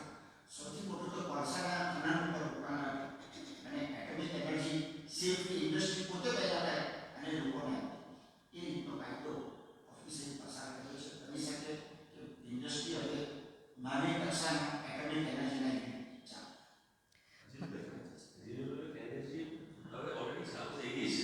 આપણી ઇન્ડસ્ટ્રી હોય ને તેની સાથે વિન્ડ એનર્જી અને solar energy with the storage, this is the one portion કે તમે ઇન્ડસ્ટ્રી ચાલુ કરો તેની સાથે તમારી સાથે આ બહુ જરૂરી છે. એટલે જ્યારે આપણે જાગૃત નાગરિકો આ વસ્તુની ડિમાન્ડ કરીશું ત્યારે સરકાર પણ કહેશે કે હા, જો જાગૃત નાગરિકો એમ કહેશે કે અમને અમારા પ્રાણીઓ પણ બચાવવા છે, અમારી માઇન્સ પણ બચાવવી છે. અને આપણે જુઓ ને તો ખરેખર જે ગરીબ છે ને એની તો ડિમાન્ડ છે જ નહીં હોય. એટલે આપણે જો એ સમજતા હોઈએ કે એ લોકોના ભલા માટે આપણે આ કરી રહ્યા છે તો ફોરગેટ ઇટ. એ લોકોની તો કંઈ ડિમાન્ડ નથી. એ લોકો એટલી ઓછી જરૂરિયાતોથી જીવે છે. આપણને આટલું સારું મળે છે, આપણને હજી વધારે જોઈએ છે, બાકી એ લોકોને તો જોઈતું જ નથી. એટલે જો લોકો, આપણે પણ એવું કહીશું કે ના અમને થોડું ઓછું હશે તો ચાલશે, પણ અને વિકાસની ગતિ પણ ધીમી હશે તો અમને ચાલશે, વાંધો નથી, એ આપણે પણ કહેવું પડશે. જે ચેન્જ વાત કરીને તો આપણા અજીતભાઈ સાક્ષી છે. અમે અલકા સોસાયટીમાં સરસ મજાના ગુલમોહર બનાવેલા રોપેલા ને વોટરપ્રૂફ થઈ ગયું. પછી અમુક લોકોને કહે કે ભાઈ ફૂલ પડે છે, પાંદડા પડે છે, અમે ટ્રેકિંગ પર ગયા કાપીને એની અંદર એસિડ નાખી. યાદ છે ને અજીતભાઈ? એસિડ. હવે એને તમે કેવી રીતે ઘણું ચેન્જ કરો તો પછી કેવી રીતે પર્યાવરણને સવાલ? પણ પછી એ લોકોને એવું ધીમે ધીમે લાગ્યું તો એ લોકો ભલે બીજા નહીં તો કંઈક તો ઝાડ રોપ્યા એટલે આપણે ખુશ.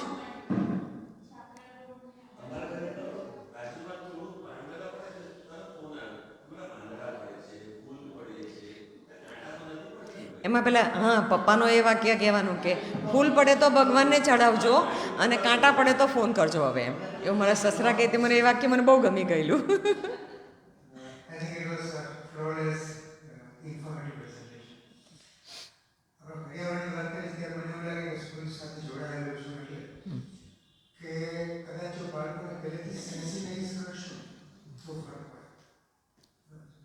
અત્યારે તકલીફ એ છે કે બાળકોને બધી સુવિધા આપી છે. ઇવન ઘરમાં બી આપણે સેન્ટ્રલી એસી આપી છે. અમારા સ્કૂલમાં એવું છે કે હાયર સ્ટાન્ડર્ડ સપોઝ એસી ક્લાસરૂમ આપેલા છે, તો એમાંથી ઘણા બધા બાળકો રિસેસમાં ક્લાસમાં બહાર જ નથી નીકળતા. હા, હવે એવું કર્યું છે કે બ્રેક હોય ત્યારે એસી બંધ કરી દેવાના. એન્વાયરમેન્ટ જાગૃતિ માટે અથવા તો એન્વાયરમેન્ટના પ્રોટેક્શન માટે સરકાર એનું કામ કરે કે ન કરે, પણ પણ કદાચ મારે એઝ એ ઇન્ડિવિજ્યુઅલ કે વ્યક્તિ તરીકે નાગરિક. જે કામ કરવાનું છે, કદાચ હું એક છોડવો રોપીને એનું વટવૃક્ષ બનાવી શકું છું મારા લાઈફ દરમિયાન 30 વર્ષ ઉંમરની. એ કોઈ વિકાસ જરૂરી છે, ખાવાનો છે, અને કદાચ વિકાસની વાત કરવા વાળા વધારે છે પર્યાવરણની વાત કર્યા કરતા. પણ કદાચ આ વિકાસની સાથે સાથે એવું જો થઈ શકે, દાખલા તરીકે અત્યારે પણ દાંડી રોડ છે, ઓલરેડી 400 રોડ બને છે, અને રોડ બનવાથી ઝાડવાનો શોધ મળી ગયો છે. ખરેખર એવું થાય કે આ રોડ એવો છે કે આપણે ચોમાસામાં એન્જોય કરતા હતા. આ એન્જોય એટલા તો કદાચ સરકારને એવી રીતે વિનંતી કરી શકાય કે તમે ગમે તે કોન્ટ્રાક્ટ આપો, કોઈ વાંધો નથી, વિકાસ જરૂરી છે, જોઈ છે બધી સુવિધા, પણ એ જગ્યાએ પાછળ જરૂરી એક સ્ટેજથી ઉપરના એને ઝાડવા ફળિયાપણે વાવીને એને પ્રોટેક્શન કરીને પાછા બનાવવા. અને પ્લાન્ટેશન જે દિવસે તમારી વાત બરાબર છે, જ્યારે પ્રોજેક્ટ મૂકે તે દિવસે ઝાડ રોપે તો પ્રોજેક્ટ પતે ત્યાં સુધીમાં તો ઝાડ મોટું થઈ ગયું હોઈ શકે.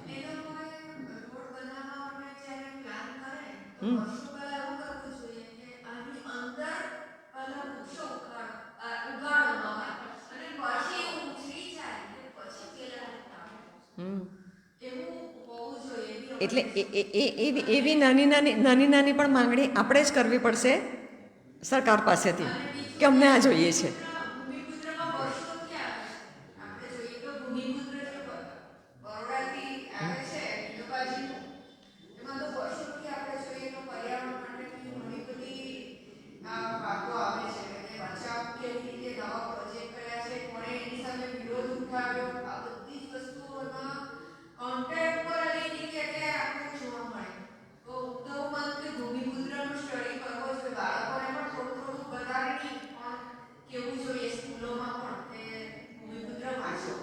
તમારી વાત તદ્દન સાચી છે. બાળકો કેવું છે ખબર છે, આપણે શું કરશું ને એ જોઈને બાળકો કરશે. આપણે જે સલાહ આપશું તે બાળકો નહીં, તે પ્રમાણે નહીં. હા, દે વિલ ફોલો અસ. મારી દીકરીઓ ક્યાંય પણ દુકાનમાં પણ જવાનો હોય તો અમારી પાસે મારી દીકરી ક્યારે એવું ને કે મમ્મી લઈ લે ને એક પ્લાસ્ટિકની ખોદરી, એમાં શું વધારે. અમે લઈને ગયા હોય તો એ એમ જ મૂકી દે. એને ખબર છે કે આપણે આમ જ મૂકવાનું છે, એટલો તો ઓછો વપરાશ કરીએ આપણે. Thank you.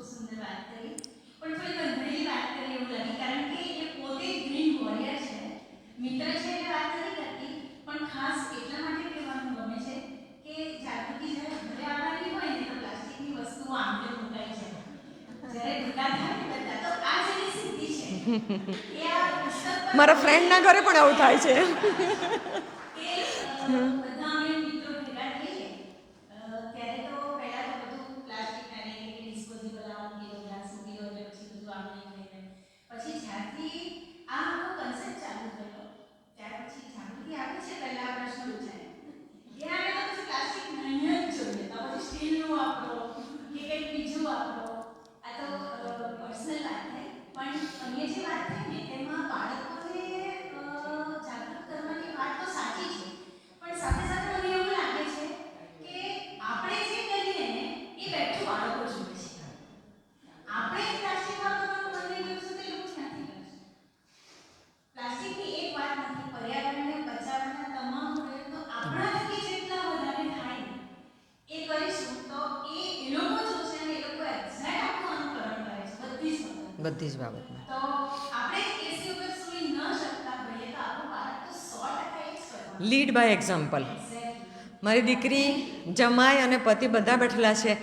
હું લગભગ એસીમાં તો એટલે મેં ક્યારેક વર્ષમાં એકાદ વાર જો ચાલુ કર્યું તો નવાઈ લાગે કે આજે સૂરજ કઈ દિશામાં ઉગેલો.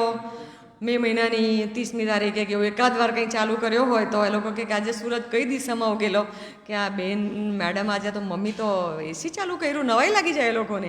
બાકી મારો તો પંખો પણ નહીં ચાલુ હોય. મારી દીકરીને કે કયું પ્રકારનું માણસ છે કે આ પંખો તો અહીંયાથી એડજસ્ટ કરવું છે, વાયરિંગ જ એવું છે કે પંખાની પણ જરૂર નથી એમ. અને મારી હોસ્પિટલોમાં પણ હું બધાને કહું છું કે જો તમારે ધારો કે પ્લાસ્ટિકની ટ્રે હોય તો એમ કહું કે રિસાયકલ થાય છે કે થોડા દિવસ થાય એટલે ફરી પાછી પૂછું કે રિસાયકલિંગ ચાલુ છે કે આપણું? ચાલુ છે. હા, પ્લીઝ.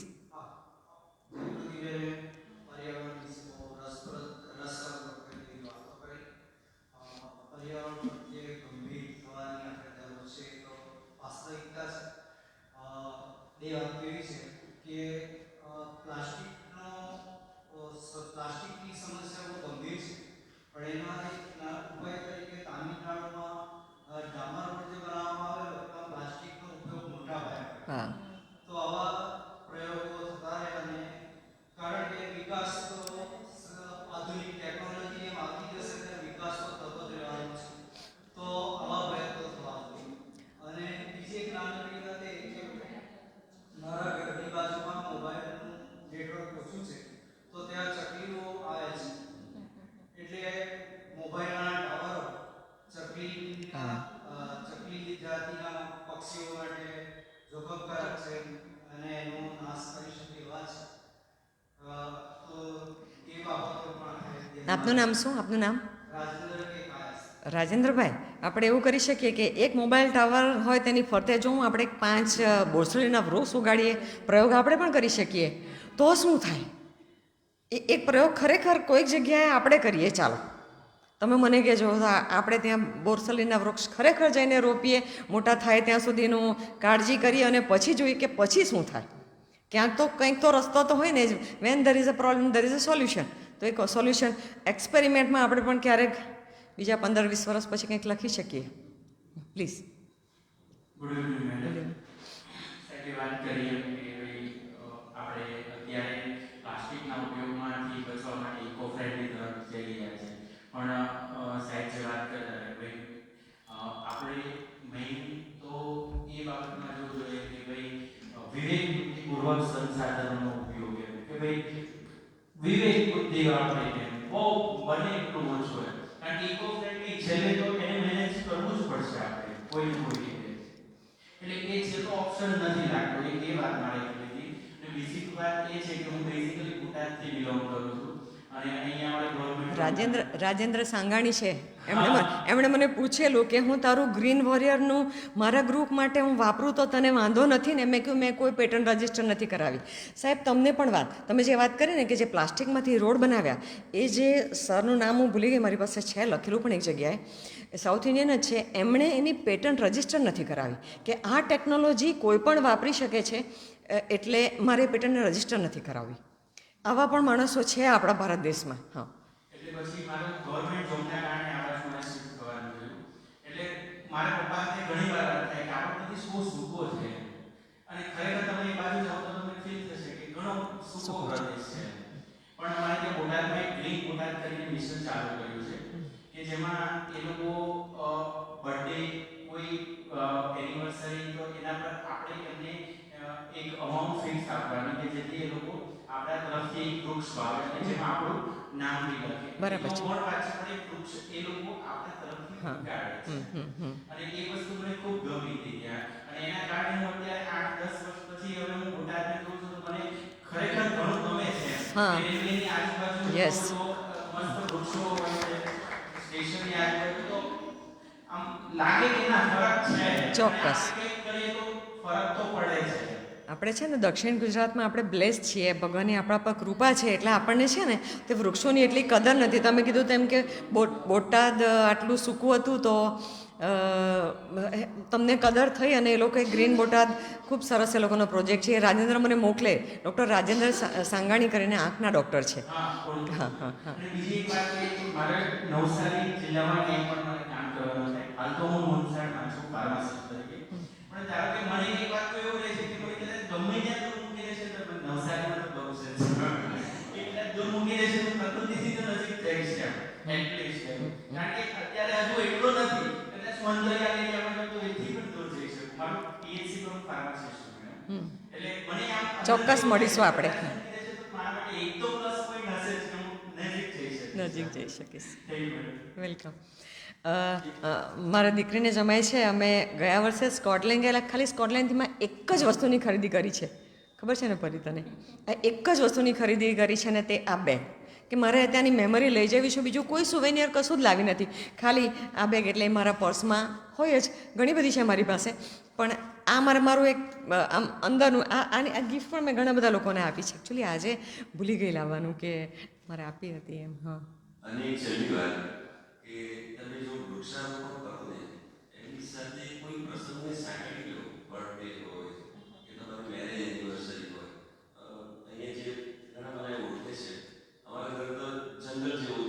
સત્તર વૃક્ષો છે. અત્યારે મારી મોટી દીકરી પરી અને એમના હસબન્ડ પ્રિયાંકભાઈ એમના જ્યારે એંગેજમેન્ટ થયા તો આટલા જંગલમાં પણ અમે પારિજાતને ઝાડવું રોપ્યું અને એનું નામ પીટુ રાખ્યું, પરી અને પ્રિયાંક. એટલે જ્યારે મારી દીકરી સાસરે ગઈ અને યાદ આવે ને તો હું એ પીટુને જોઈ લઉં. તો એ તમારી એક ઇમોશનલ એટેચમેન્ટ થઈ જાય. You will take care of that tree. એટલે બધી વ્યક્તિઓ જો કંઈ કોઈ પ્રસંગે તમે આવું કંઈ કરો ને તો એની સાથે તમારી એક સ્ટોરી બી સાંભળી શકો તમે. બરાબર છે.